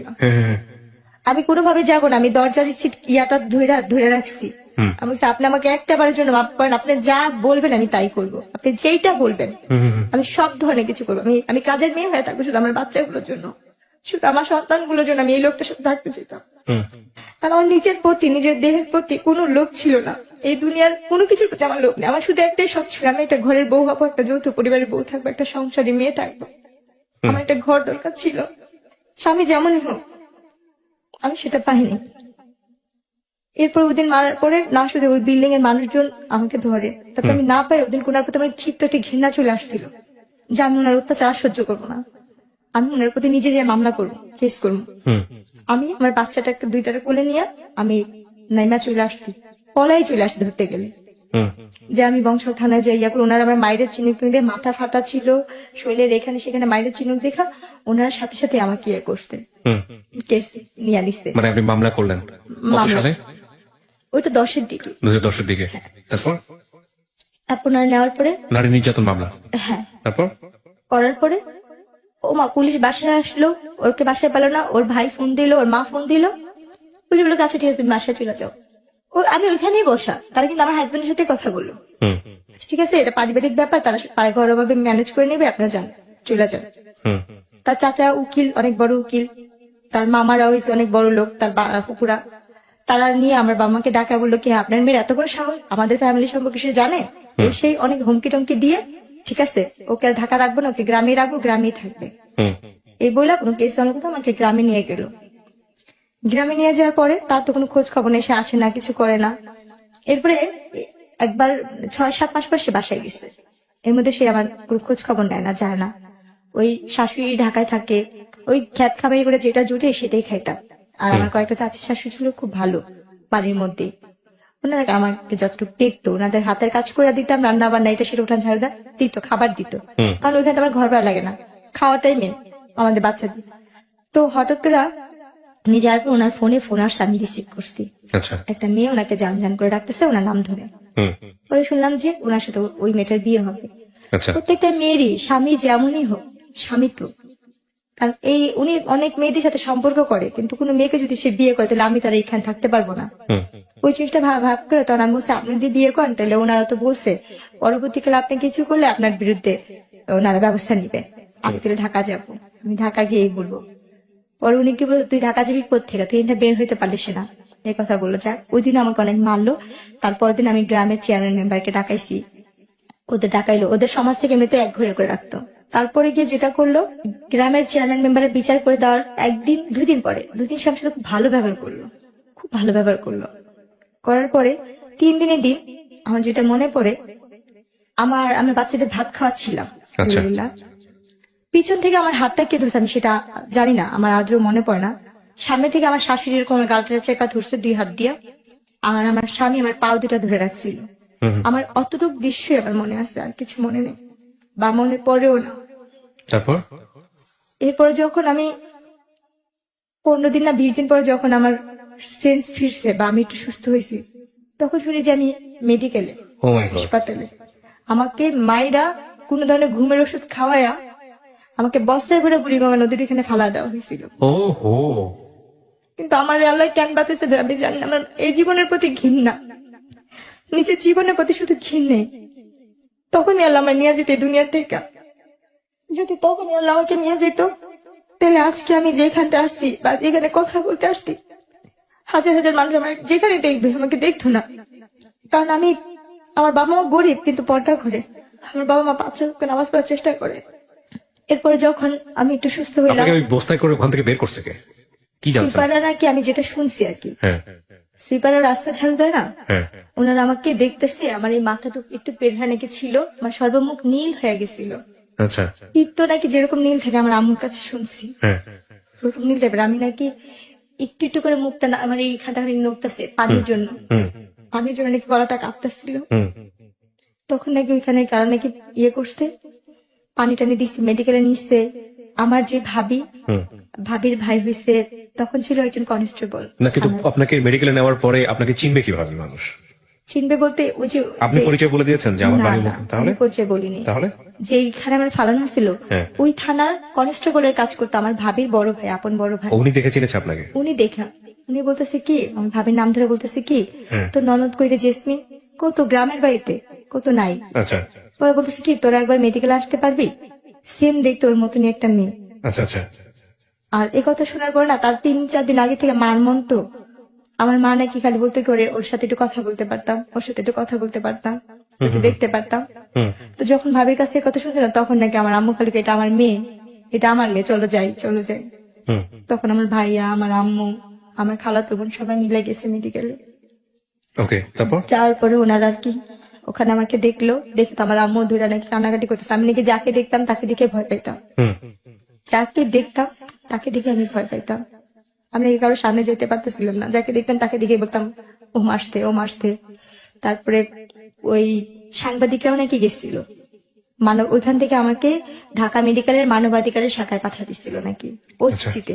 আচ্ছা, ওখানে আমার চিকিৎসা হয় এবং ওইখানে আমার এই চোখের কর্নিয়াটা নষ্ট করে দিয়েছিল। আমি 3 বছর চোখে দেখতে পারিনি, এই বাম পাশের। এই চোখটার এটার জন্য এই চোখের সমস্যা হয়েছিল। তারপর? তো ওই সময় চোখে আমার আঘাত পড়ে এবং গলার মধ্যে এই ঠানটা হয়ে গেছে, কথা ফ্যাস করে আসতো, কথা ভালো করে বলতে পারতাম না। তারপর? এরপরে যখন আমাকে বাসায় নিয়ে গেল, 20 দিনের না 25 দিনের দিন বাসায় নিয়ে গেল, ওর যে যারা সাংবাদিক মাধ্যমে আমার চাচা শ্বশুর এসে বলছে এই কেস নিয়ে যদি করেন তাহলে আপনাদেরই সমস্যা হবে। হুম হুম, হুম, তখন আমার বাপ মা চিন্তা করলো আমরা তো এদের সাথে কখনো পারবো না, কিছু করতে পারবো না। হুম, আমার বাবা মা কি করলো, না পাইরা আমরা মিরপুর থেকেই ওই এলাকা থেকে আমরা আবার চলে আসলাম আচ্ছা খিলগাঁওতে। আচ্ছা, এদের সাথে আমরা আর কোনো কিছুতে বাড়াবাড়ি করতে যাইনি, বাড়াইনি। মানে পরবর্তীতে মামলা করেন নাই বা এরকম কোনো কিছু, কোনো অ্যাকশনই যান নাই? না। তখন কি মনে হয়েছে যে জীবন যদি না থাকে বা যেহেতু পারবো না, অর্থ নাই, আমাদের তো কোনো সামর্থ্যই নেই, আমরা তো এদের সাথে পারবোই না। এক্স্যাক্টলি, সারা পৃথিবীতেই তো এটা একটা বড় সমস্যা, যার অর্থ নাই তার কোনো ক্ষমতা নাই, এটাই রূঢ় বাস্তবতা। কিন্তু রাষ্ট্রের অধিকার হচ্ছে এজ এ নাগরিক হিসেবে আইনি সহায়তার জায়গাতে অর্থ থাকুক আর না থাকুক এটা নিশ্চিত করা। কিন্তু আগলিয়েস্ট ট্রুথ যেটা আমরা সবাই জানি, যার যত অর্থ তার তত ক্ষমতা। পুঁজিবাদী অর্থনীতি বা পুঁজিবাদী বিশ্বের এটাই হচ্ছে সবচাইতে লুট বা নগ্ন চরিত্র, যাই বলি না কেন। আমি ক্যামেরার এপাশে আছি, আমার দিকে যেহেতু ক্যামেরা ফোকাস না, সো আমি আমার কথা বাড়াচ্ছি না, বলেন তারপর। এরপর যেটা হয়েছে, মানবাধিকার থেকে আমাদের যথেষ্ট পরিমাণে সাহস দেওয়া হয়েছে। ওখান থেকে তারা আমাকে বলছে তুমি এক চুলো নড়বা না, তোমার টাকা পয়সা কিছুই লাগবে না, আমরা আসছি, আমরা করবো। মানবাধিকার থেকে আমি যথেষ্ট সাহায্য পাইছি ওখান থেকে আমার চিকিৎসা হয়েছে, আমি সুস্থ হয়েছি। মানবাধিকার ওখান থেকে আমার ট্রিটমেন্ট যতটুকু পারবা, আমার মামলা নিয়ে যতটুকু লড়ার, ওনারা যথাসাধ্য চেষ্টা করতে। ওনাদের কাছ থেকে আমি কোনো কম পাইনি, ওনাদের কাছ থেকে আমি যথেষ্ট হেল্প পাইছি ওখান থেকে। আমার ভুলটা ছিল যেটা, ওরা আমার সাথে কথা বলছে ফোনে যে তুই কি চাস তোর বাচ্চাগুলো জীবন নষ্ট হোক, বা তুই কি চাস কোনো ধরনের ক্ষতি হোক, মানে আপনার হাজবেন্ডের পক্ষের লোকজন? হাজবেন্ডের পক্ষের লোকজন থেকে। তখন আমি বলছি কি না, আমি সংসার করতে চাই আমার বাচ্চাদের জন্য। আমার বাবা মা, আমি তো মানসিক ভাবে তখন সুস্থ ছিল না পরিপূর্ণভাবে। আমার বাবা মা আমাকে শিকল দিয়ে আটকে আটকে রাখতো, যদি আমি না যেতে পারি, যদি থাকি। আমার মার সাথে, আমার ভাইয়ের সাথে মনে খারাপ ব্যবহার করে আমি চলে যাই। আমি কিন্তু তখনও পরিপূর্ণভাবে সুস্থ না ভাইয়া। আমি তারপরও চলে গেছি তাদের কাছে, ওরা আমার কাছে নিচ্ছে, আমি গেছি। এরপর যখন গেলাম ওদের এখানে 3-4 দিন পরে, ও আমাকে বললো কি যে দেখো আমার তো সবকিছুতেই এখন আমি বঞ্চিত, টাকা পয়সা থেকে, যে ঝামেলা কেস মামলা অনেক কিছুতে দৌড়াদৌড়ি করছি, আমার হাতে টাকা পয়সা নেই, আমি তোমাকে দিয়া মানে ওদের যে ফ্যামিলি যে অনুষ্ঠানগুলো হইতো, যে মানুষ নিয়ে কাজ টাজ করা, মানে মূলত ওরা খারাপ কাজই করতো। ও কি কোনো ধরনের সেক্সুয়ালি কোনো ধরনের হ্যারাসমেন্ট, মানে কাউকে কারো কাছে পাঠানো জোর করে বা এগুলো পয়সা এটা এগুলো অনেক করছে? চেষ্টা করতে, কিন্তু পারে নাই। পারে না বলতে দিছিল এক জায়গায়, একজনের রুমেই ঢুকা দিছিল। হ্যাঁ, কিন্তু আপনি শেষ পর্যন্ত এটা তারপর সফলতা দেননি। বাবা ডাইকা, হ্যাঁ, তার বাবাটাকে বাপ- আপনি ওখান থেকে বের হয়ে আসছেন। তার বাপ ধরে পা জোড়া ধরছিলাম যে ও তো আমার স্বামী, ও আপনার কাছে দিছে কেন আমি জানি না। তখন উনি একটা গালি দেওয়া বলছে যে ও কি মানুষের বাচ্চা, ও তো কাফের, ও তো এমনিতে মনে হয় তোমার বাবা, তো তোমার সাথে যেহেতু এই কাজ করছে তুমি এইখানে থাইকো না, তুমি চলে যাও। ও সব ধরনের কাজ করতে পারবো, ও একজন দালাল। এরপরে যেটা হয়, ওই দিন আমার জীবনের শেষ রাতই বলা যায়। এরপর আপনি ডিসিশন নেন তাকে ডিভোর্স দিয়ে দিবেন ডিভোর্স তো তারাই নিয়ে নিচ্ছে আমার থেকে, জোর করে। মায়ের ধর করে একটা কাগজে নিচ্ছে, বলছে কি এখানে একটা সই কর, একটা কাজে লাগবে। এটা যে অনেক আগে তার ডিভোর্স নিচ্ছে সেটা আমি বুঝতে কত পারি। সালের এটা ঘটনা, ডিভোর্সটা? 10-এর ভিতরে। 2010-এর ভিতরে। আপনার বাচ্চার তখন বয়স কত? বাবুদের কত 8-9 মাস। 8-9 মাসের বাচ্চা ফেলে আপনাকে বাসা থেকে বের করে দেয়। 1 বছর হয় নাই না, হবে 1 বছরে ওদের একটা আপনি জন্মদিন। কি মামলা তুলে নিয়েছিলেন পরে? এই মামলা পরবর্তীতে কোথায় আছে, কিভাবে আছে, আপনার খোঁজ খবর নেন নাই? আমরা তো লেখা বাজার, আমি তো এইটাই রাখিনি, মানে ওই কাগজপত্রই রাখিনি, আর কোনো কিছুতে যাইও নি। আর আচ্ছা, আর আমরা ওটা নিয়ে আগেই নেই, এটাতে আমরা কোনো ধরনের কিছু পাবো, আমরা আগে নিলে সেটা মামলার হবে। আমরা আগে নেই, তারাই মানে ওটা উঠা নিচ্ছে, কারণ ওখান থেকে কোনো আমাদের কোনো যোগাযোগ করেনি। আচ্ছা, তো এরপরে কি হলো 2010-এর পরে? ডিভোর্স হয়ে তারপরে যাওয়ার পরে? মানবাধিকার শাখা থেকে যখন আম্মুদের ফোন দিল যে আপনার মেয়ে কোথায়, আম্মু বলছে আমার মেয়ে তো চলে গেছে, আমি এই সংসার করতেছি ওখানে, তখন তারা একটু রাগারাগি করছে আম্মুদের সাথে, যা গেছে। এরপর উনি আমাকে একটা গাড়িতে, একটা মাইক্রো গাড়ি আসলো, সেদিন আমার বাচ্চাগুলোর অনেক জ্বর ছিল ভাইয়া। উনি আমাকে কি করছে, যেখানে নিয়ে যাবে একটা গাড়িতে উঠাচ্ছে, যে এক জায়গায় যাবো আজকে, ওখানে একটা অনুষ্ঠান আছে চলো। এটা কি ডিভোর্সের আগে না ডিভোর্সের পরে? এটা ডিভোর্সটা সে আমাকে আগে নিয়ে নিছিল, আমি বুঝিনি। মানে পেপারসে সাইন করার পরে ঘটনা? হ্যাঁ। আচ্ছা, তারপর? সেদিনই আমাদের জীবনের লাস্ট ওনার সাথে দেখা এবং শেষ বিদায়। হ্যাঁ, উনি হয়েছে? আমাকে একটা গাড়ি আসলো, মাইক্রো গাড়ি আসলো, গাড়িতে আরো 3-4টা মেয়ে ছিল, আর কয়েকজন লোক, একটা লোক ছিল চান্দি ছিল, তার চুল নেই, আর একটা লোক ছিল অনেক মোটা করে, আর একটা লোক বয়স বাবার বয়স, আমার বাবার বয়স বৃদ্ধ। তো ওই গাড়িতে উঠা দিল, আর আমার ব্যাগের মধ্যে কিছু কাপড় সেই ভাজ টাজ করেছে, তার ফুকু আসে। তো আপনাকে নিয়ে যাচ্ছে কোথায় আপনি জানেন না এটা? মানে এরকম তো সে আমাকে অনেক অনুষ্ঠান, সে বাসাও আনে, বাইরেও নিয়ে যায়, তার নাচের জন্য? সহকারে, হ্যাঁ এভাবে নিয়ে যেত। তো সেই দিনের মতন সে আমাকে নিয়ে গেছে, আর ওইটা বলছে সে একটা ঘরোয়া একটা নাটক নাকি বানাবে সে, এইটার জন্য সে নিচ্ছে, কারণ তার ফুকুরা মিডিয়াতে একটু টুকটাক কাজ করতো, তো ওই হিসাবে। না, কিন্তু তো আপনি তো এর আগে একটা ভয়ঙ্কর রকমের দুর্ঘটনা আপনার লাইফে ঘটেছে, এই যে মানুষের রুমে পাঠিয়ে দেয়া, এবং সেখানে আপনি এরকম একটা ঘটনা ঘটার পরে তারপর আপনি তার কথা সাড়া দিচ্ছেন কেন? আমি তো পরিস্থিতি আমার বাচ্চাদের জন্য, আমি কাজ করে টাকা আনতাম, ফেরত আমার সংসার চলতো। আর এখানে দেখেন, একটা গেলো- কথা বলি, আপনি কিছু মনে করবেন না। অন্যায় যে করে এবং অন্যায় যে সহ্য করে, আমাদের একটা প্রবাদ আছে, দুজনেই সমান অপরাধী। একবার করেছেন ঠিক আছে, 2বার করেছেন ঠিক আছে, 3বার 4বার 5বার 6বার আমি ধরে তো মানে মূর্খ বলতে আমি লেখাপড়া না করার মতো না, ঠিক আছে, কিন্তু তারপরে আপনি এতবার ব্ল্যাকমেল, মানুষ তো ভালো মন্দ বোঝে প্রাণী হিসেবে, শিক্ষার কথা বাদই দেন। ওরকম ভাবে বুঝতাম না তাকে, মানে আপনার জামাই ধরে নিয়ে গিয়ে অন্য একটা মানুষের ঘরের মধ্যে ঢুকিয়ে দিচ্ছে জোর করে, সেখান থেকে আপনি তার হাত পায়ে ধরে বের হয়ে আসতেছেন। আর আমার প্রত্যেকটা মুহূর্তে তাহলে ওই ছিল আমি মানুষটার সংসার আপনি করবো। আপনার পেপার থেকে সাইন করে নিচ্ছে, আবার ওই মানুষটা আবার এটা কিসের আপনাকে sign করছে পাঠাচ্ছে। আমি তো জানতাম না, যদি আমার তালাক সাইন ছিল, আমি তো জানি না এটা আমার তালাকের কাগজ। কিন্তু আপনি সাইন করবেন কেন পেপারে? কি কারণে, অনেক কি কারণে জিজ্ঞেস তো, করেছে আপনাকে? উনি আমাকে বলছে এখানে একটা সই দাও, বাবুদের জন্য একটা করছে, বিমানা পলিসি করছে ওইখানের জন্য। আচ্ছা, তো একটা কথা বলে আপনাকে নিয়ে গেল বাইরে, নিয়ে গেছে। তারপরে আপনি দেখলেন যে তারপরে আপনাকে হচ্ছে কোন একটা জায়গায় নিয়ে আর বিক্রি আমি করে যেখানে যেতাম সেখানে আবার চিন্তা ভাবনা থাকতো, এখানে আমার ইনকাম হলে আমার বাচ্চাগুলো খাবে, আমি চলবো, আমার তো ওই জিনিসটাই কাজ করতো, ওই হিসাব করে যেতাম।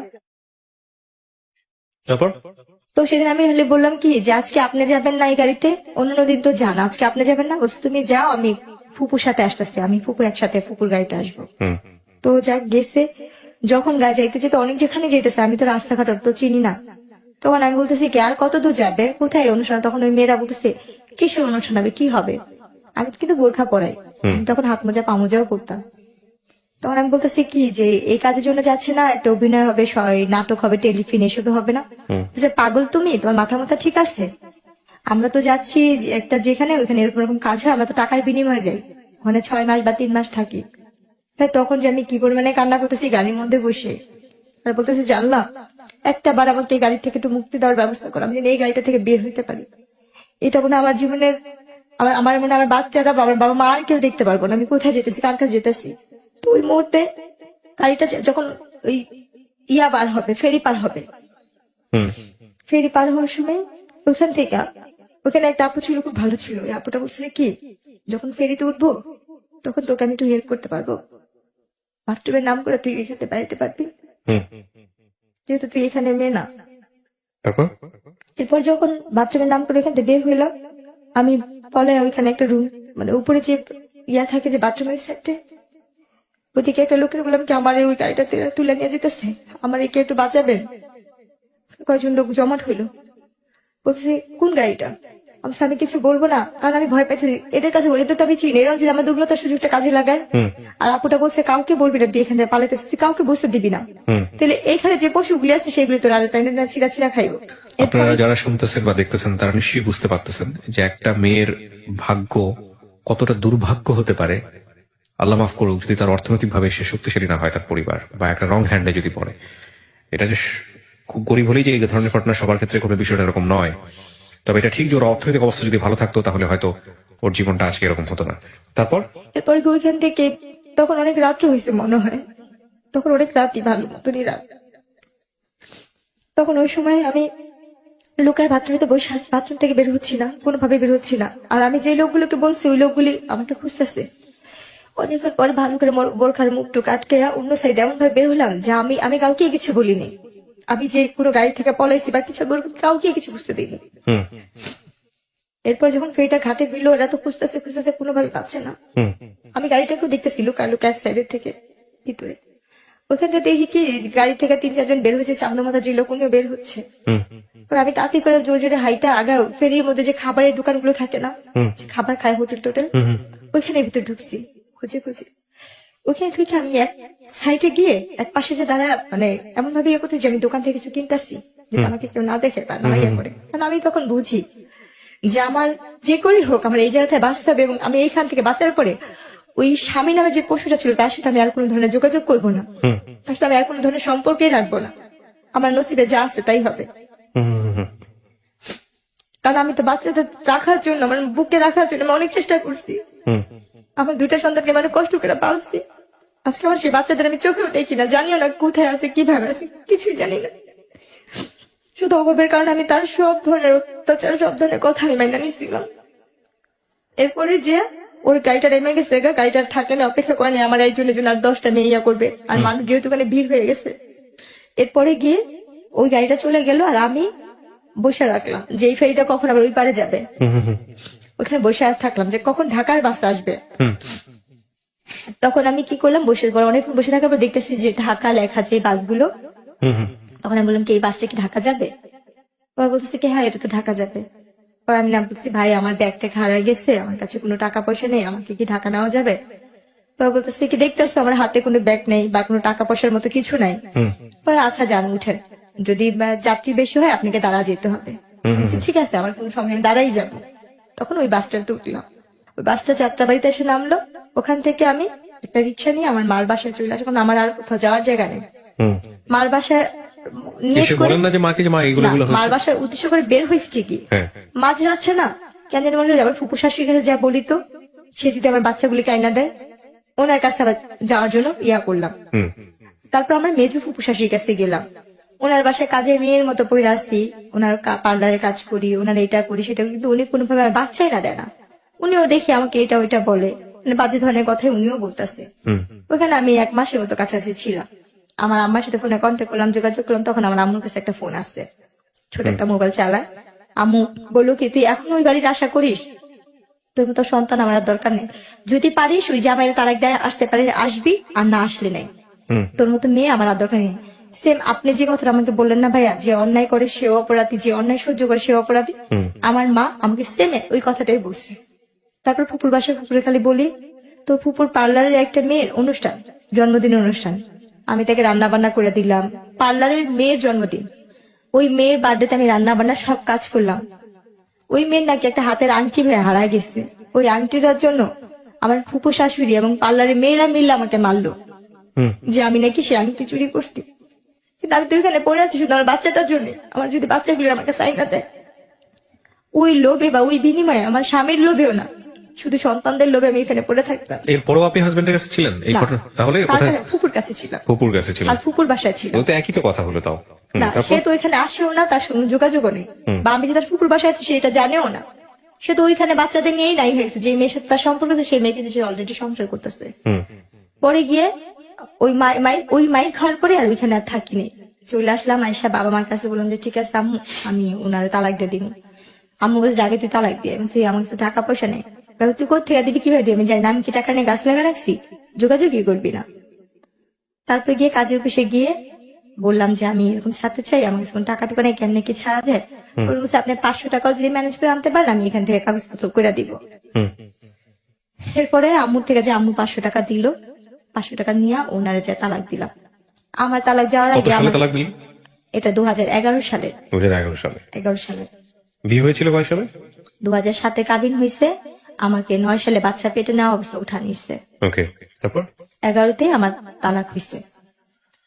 তালাক হওয়ার পরে ওনাদের সাথে আমার আর কোনো যোগাযোগ নেই, আমার কোনো কন্ট্যাক্ট নেই। এরপরে আমি আস্তে আস্তে মানে টেনশন, বাচ্চাদের জন্য টেনশন করতে করতে, আর ওই যে আমার মাথায় যে আঘাত পড়ছিল আর চোখে তো দেখি না, এক পর্যায়ে আমি আস্তে আস্তে অসুস্থ হয়ে গেলাম। তখনই আমি ব্রেন স্ট্রোক করি। স্ট্রোক করার পরে আমার অনেক কিছু মনে নেই।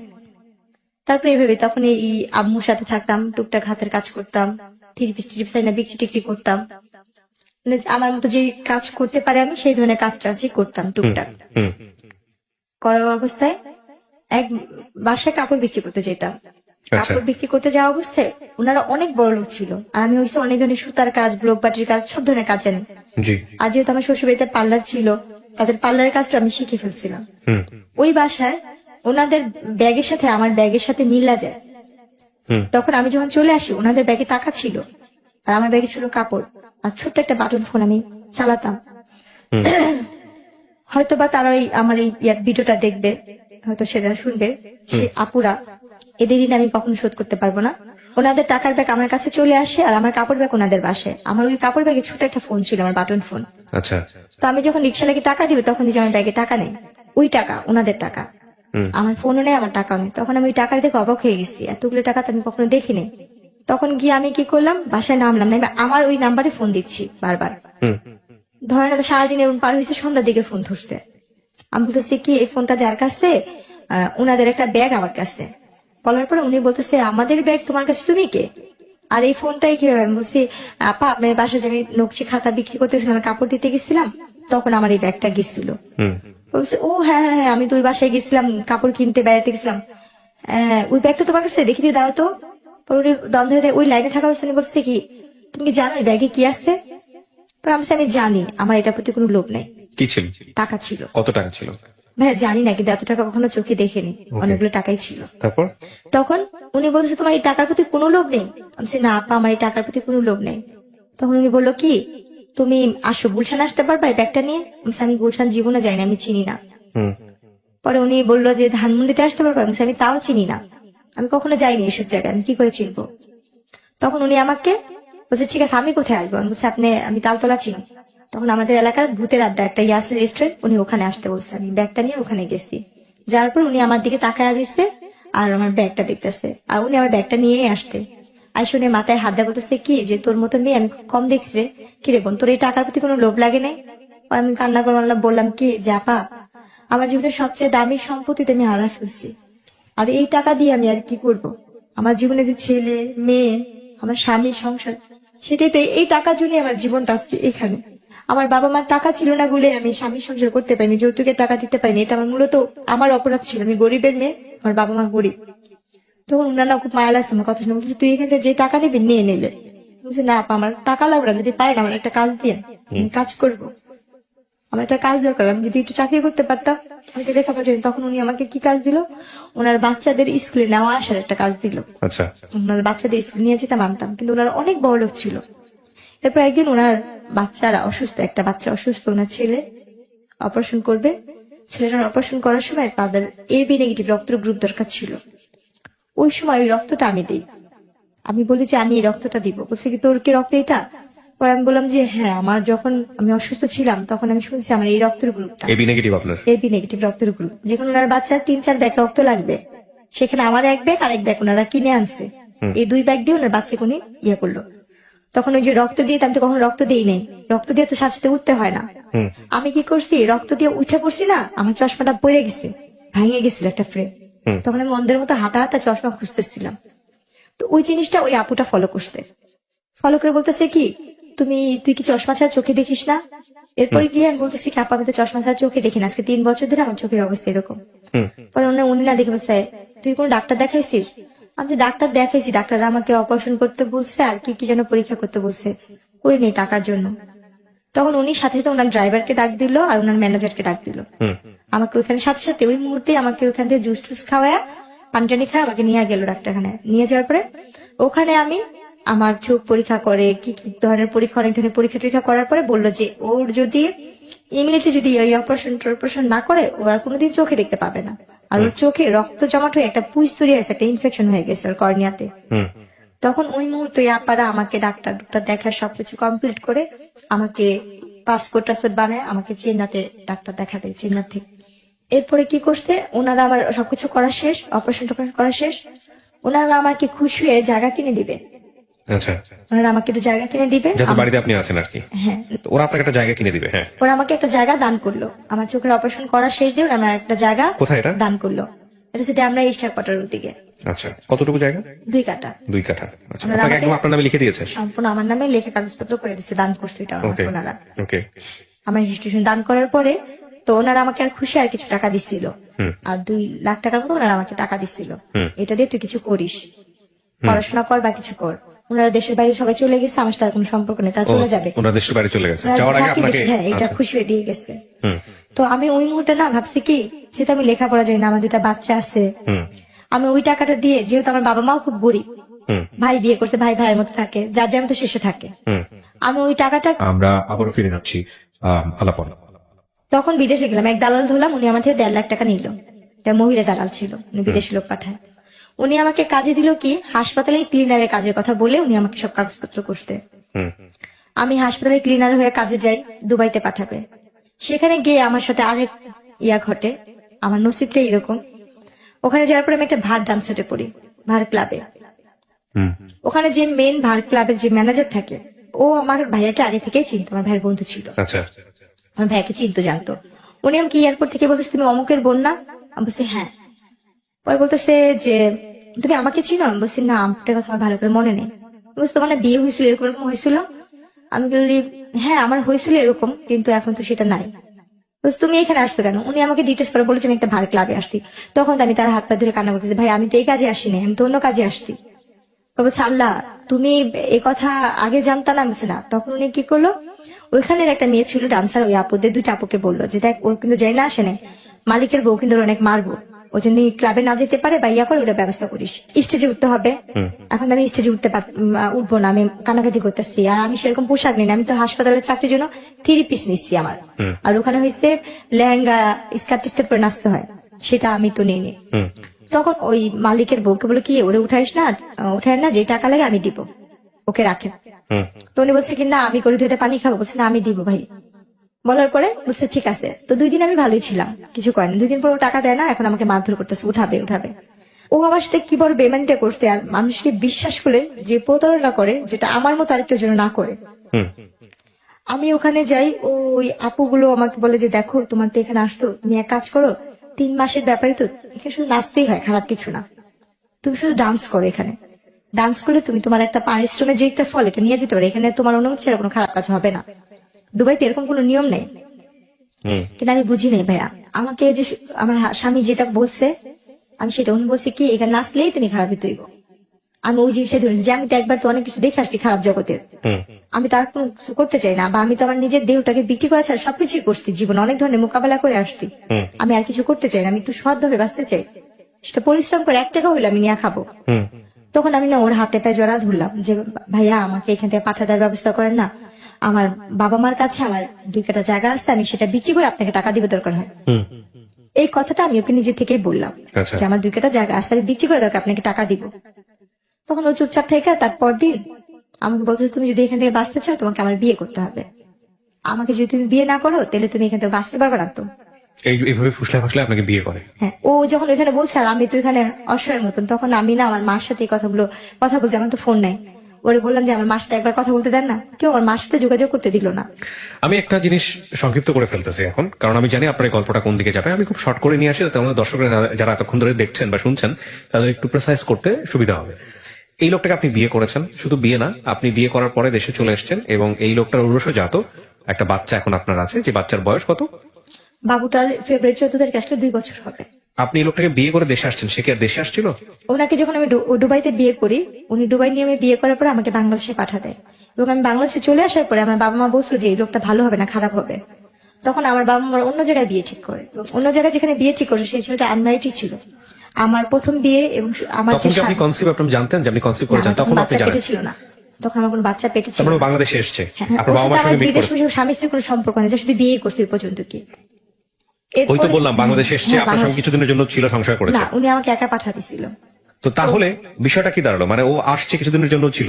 হ্যাঁ, উনি কিছুদিন আসতে এসে আমাকে এখানে ধর্মের কাগজে কলমে বিয়ে করলো। ওর ফ্যামিলির সাথে কি আপনার যোগাযোগ হয়েছে? হ্যাঁ, ওর ওর বাবা ফ্যামিলির মা- সাথে যোগাযোগ আছে? ওর বাবা মা সবাই আমাকে নিয়েছিল, এবং ওর বাবা মার আগের বিয়ের কথা জানে না। পরবর্তীতে জেনেছে? পরবর্তীকাল তারা নাকি শোনা শুনছে, কিন্তু এটা আমার হাজবেন্ড কখনো ফেস্ট করে নাই। ফেস করে নাই? এটা সম্পূর্ণ সে গোপন আপনার এখন রাখছে। বাচ্চা আছে, আপনার হাজবেন্ডের সাথে আপনার যোগাযোগ আছে? উনি আমার বাচ্চাকে 3 মাসের পেটে রেখে বাইরে চলে গেছে। আমার দেখো হাতে- নাই কখনো? না, আজ পর্যন্ত দেখে নাই? না, আমার গয়নাগাটি লাস্ট আমার- পর্যন্ত যে যোগাযোগ হয়েছে আপনার সঙ্গে তখন কি বলে আপনার হাজবেন্ড? উনিও- লাস্ট কবে যোগাযোগ হয়েছে?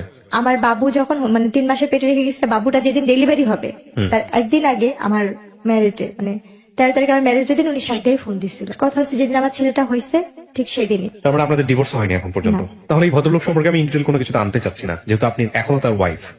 তো এই গল্পটা আপনি এখন বললেন, আপনার কি ভরণ পোষণ সে দেয়? সে আমাকে কোনো ধরনের টাকা পয়সাও দিচ্ছে না, এবং আমার বাচ্চার কোনো দায়িত্বও নিচ্ছে না। আপনি কোনো মামলা করেছেন তার এগেনস্টে? না, আমি তার সাথে সংসার করতে চাই, তার সাথে আমি সংসার করতে চাইছি বিধে কোনো কিছু করিনি, কিন্তু তাকে আমি অনেক ধরনের হাতে পায়ে ধরে রিকোয়েস্ট করতেছি, ফোন দিচ্ছি। উনি ডাইরেক্ট বলে কি তুই কি তোর বাপের কাছে ফোন দিচ্ছিস, আমি কি তোর বাপ লাগি? উনি আপনাকে চায় না, বলে দিয়েছে চায় না, ডিভোর্স দিবে না? ডিভোর্সও দিবে না। আচ্ছা, তাইলে আপনি এখন কি অবস্থায় আছেন, কি করেন আপনি? আমার এই ছেলেটাকে আমি 3 মাসের পেটে নিয়ে মানুষের বাসা, আমার বাবা মা আমাকে মাইনা নেন, আমি তো একা বিয়ে করছি, তাকে এই জন্য মেনে নেয় না? মেনে নেয় না। তো আপনি এখন মানুষের বাসায় কাজ করেন, 3 মাসে মানুষের পেটে বাসায় নিয়ে কাজ করি। আপনার বাচ্চাটাকে নিয়ে মানুষের বাসায় থাকেন? আচ্ছা, আমি যে কাজ করি কেউ আমাকে কাজেও রাখতে চায় না, আমার চেহারা আমি মুখ ঢেকে কাজ এক্স্যাক্টলি করি। এক্স্যাক্টলি আপনি মুখ ঢেকে কাজ করেন, এবং আপনাকে আমি বলেছিলাম যখন আমি ভিডিওটা করি শুরুতে যে 1 বছর ধরে আমি আপনাকে ঘুরিয়েছি এই গল্পটা প্রচার করার আগে। হ্যাঁ, প্রত্যেকটা অক্তের নামাজে আমি শুধু একটা কথাই বলি যে আল্লাহ যেন আমার আর আমার ছেলে হ্যাঁ, এই আল্লাহ তো 6 দিন, 7 সবকিছু দিনও দিতে না পারে, খেয়ে আল্লাহর কাছে ছিলাম। আপনি ভালো জিনিস চাবেন, আপনি কেন খারাপ জিনিস চান? ভাই ভালো জিনিস তো অনেক চাইছি। ধৈর্য ধারণ করেন, আসলে- আপনার লাইফটা একটা এক্সাম। আপনি আমাকে বলেন, আপনার তো 2 কাঠা জমি আছে, আপনি চাইলে ওটা বিক্রি করে দিয়ে তো একটা কিছু করতে পারতেন, কেন করেননি? ভাইয়া ওটা এমন ভাবে যারা আমাকে দিচ্ছে আমি বিক্রি করতে পারবো না। কিভাবে দেয়া আছে? হ্যাঁ, এভাবে দেওয়া আছে। নাহলে তো আমি ওইটা বিক্রি করলে আপনার 3 লাখ করে 12 লাখ করে কাঠা হইলে আমি 2 কাঠা বিক্রি করলে হয়তো নিচের পক্ষে 4 লাখ বা 5 লাখ টাকা হয়তো বা পাবো, কিন্তু এটা এমন ভাবে তারা আমি বিক্রি করতে পারবো না। আচ্ছা, আমি নাম্বারটি দেওয়ার আগে আপনাকে আবারও সতর্ক করছি, এই নাম্বারটি দেওয়ার ফলে কোনো লিসনারের সঙ্গে, কোনো ভিউয়ার্সের সঙ্গে যে কোনো ধরনের ব্যক্তিগত সম্পর্কে জড়ানো, যে কোনো ধরনের নেগেটিভ কোনো কিছু তৈরি হওয়া, বা কোনো ধরনের কোনো কিছু যেটা আপনার জীবনের জন্য দুর্বিষহ হতে পারে, সেটার দায় দায়িত্ব সম্পূর্ণই আপনার। এই বিষয়ে ঢাকা এফএম বা আমি আর জি কিবরিয়া কোনো ধরনের দায় নিব না। এটা জেনে শুনে আপনি নাম্বারটা দিচ্ছেন। কার সঙ্গে আপনি কথা বলবেন, কার সঙ্গে আপনি সম্পর্কে জড়াবেন, কার সঙ্গে আপনার কি হবে না হবে, সমস্ত কিছু আপনার। এখানে আমাদের কোনো দায় নেই। আপনি কি বুঝতে পেরেছেন আমার কথাটা? হ্যাঁ, সেটা বুঝতে পারছি। জেনে শুনে আপনি দিচ্ছেন, আপনার যদি ভালো হয় সেটাও আপনার, যদি মন্দ হয় সেটাও আপনার। ঠিক আমি আছে? এখানে সবার কাছে শুধু একটা কথাই বলবো, আমার জীবনে প্রথমে যেটা হয়েছে আমার বাবা মার ভুলের কারণে, অভাবের কারণে আমার বাবা আমাকে বিয়ে দিচ্ছে। Right. এটা হয়েছে আমার তরফ থেকে কথা। আমার মতো জেসমিন যারা সবার ঘরে জন্ম হয়েছে, যারা গরিব ফ্যামিলি, বিশেষ করে এদের বাবা মা যদি রিক্সাও চালায় ভাত খাওয়ার সন্তানকে যেন অল্প বয়সে বিয়ে না দেয়, এটা থাকবে। আর এখানে আমি কি পাবো আমি সেটা জানি না। মানে চেয়ারের কারণে একটা বড় লোকের ঘরে দিয়ে দেয়, এটাও যেন না করে। কিন্তু- বলেন, আপনি আপনার সঙ্গে যোগাযোগ করার নাম্বারটি বলেন প্লিজ। এটা কি আপনার নামে রেজিস্ট্রেশন করা আছে ফোন নাম্বারগুলো? আমরা কিন্তু চেক করিনি। হ্যাঁ বলেন আমার নামে বলেন। 01945887880। আচ্ছা আরেকটা আরেকটা হয়েছে 01300738385। আচ্ছা, আপনি যে দুটো নাম্বার দিলেন এই দুটো নাম্বার কি বিকাশ করা আছে বা নগদ করা আছে? আচ্ছা, প্রিয় দর্শক এবং শ্রোতা, আমি বারবারই আপনাদেরকে বলি এই দুটো নাম্বার আসলে ওর যতটা আর্থিক সাহায্য দরকার তার চেয়ে বেশি দরকার ওর একটা কর্মসংস্থানের, তার চেয়ে বেশি দরকার ওর সন্তানের সিকিউরিটি। আমি ইন্সপায়ার করব যে ওর অন্তত এই জায়গাটা আপনারা এনশিওর করেন। আপনারা খেয়াল রাখবেন যে এই গল্পটা আসলে মানুষ বলে যে কাঙ্ক্ষিত ভাবে চেহারা চায়। আমি বহুবার ওকে 1 বছর 1.5 বছর এখানে নিয়ে আসছি, ও আমাকে ঘুরে ফিরে একটা কথাই বলছে, ভাইয়া মানুষের সৌন্দর্য নাকি মানুষের জন্য পজিটিভ, আমার জন্য সৌন্দর্যটাই অনেক বেশি নেগেটিভ হয়ে গেছে। তো সেই জায়গাটা থেকে চলেন ওর জন্য আমরা যদি পারি ওর একটা কাজের ব্যবস্থা করি, ওর একটা কর্মসংস্থানের ব্যবস্থা করি, এবং যে যেভাবে পারেন ওর পাশে দাঁড়ান। আমরা চাই ওর সন্তানের একটা ভবিষ্যৎ হোক। আমি আমার জায়গা থেকে আপনার গল্পটা 1.5 বছর ধরে আপনাকে ঘুরিয়ে প্রত্যেকবারই আপনাকে আমি ইন্সপায়ার করেছি গল্পটা না বলার জন্য। আমি কি ঠিক বলেছি? হ্যাঁ, আপনি আমাকে অনেকবার না ফিরাই বলেছেন। দিছি।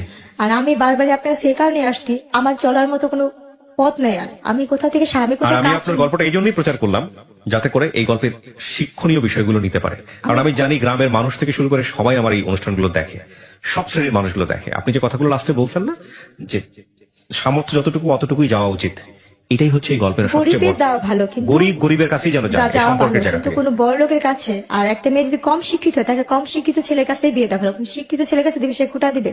হাতে গোনা কয়েকজন দেখা যায় আল্লাহ দুনিয়ায় ভালো থাকে, যেমন যাদের ম্যাক্সিমাম সিনারিওটা এরকম। হ্যাঁ, যাদের মধ্যে যারা আমাকে হেল্প করতে তারা ভালো ছিল, বা আমি কাউকে বিশ্বাস করে গেছি এটা আমার ভুল ছিল, বা আমি যেখানে কাজ করতে যাই কেউ আমাকে কাজে নেয় না, কাজের আগে বলে কি তোমাকে কি কাজে নিব, দেখা গেছে আমার স্বামী বা আমার ছেলে তোমার সাথে, তখন আমার Right, মুখ right. থেকে কাজ করতে হচ্ছে। Right, আতঙ্কের আমি জায়গা। সর্বক্ষণ এইভাবে ঢেকে কাজ করি আর বাচ্চাটাকে কোলে নিয়ে। এমন দিন যায় আমার ছেলেটা যখন ছোট, আপনি দেখছেন আমি যখন আপনার এখানে আসছিলাম, আমি এক বাসাতে কাজ করে ভিজা শরীর নিয়ে আপনার কাছে আসছিলাম, হ্যাঁ। শুধু বোরখাটা গায়ে দিয়ে। হ্যাঁ, হ্যাঁ, হ্যাঁ। আপনার বাচ্চাকে একটা তসবি দিচ্ছিলেন, আমার ছেলেটা তসবি নিয়ে গেছিল। আচ্ছা, আমার বাচ্চাটাকে রেখে আমি যখন কাপড় ধুই, আমার ছেলেটা আমার সাথে যে বাথরুমে বসে কাপড় ধোয়।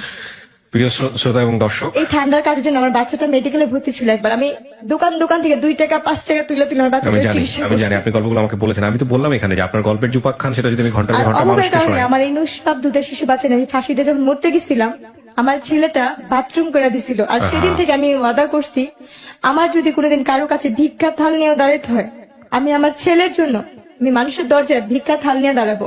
কিন্তু আল্লাহ পাক যেন কোনো কারণে আমার এই রশিটাকে ছিঁড়া দেয়। তখন আমি অনেক কষ্ট, আমার পার নিচে যে টুলটা ছিল সেটাও পড়ে গেছিল।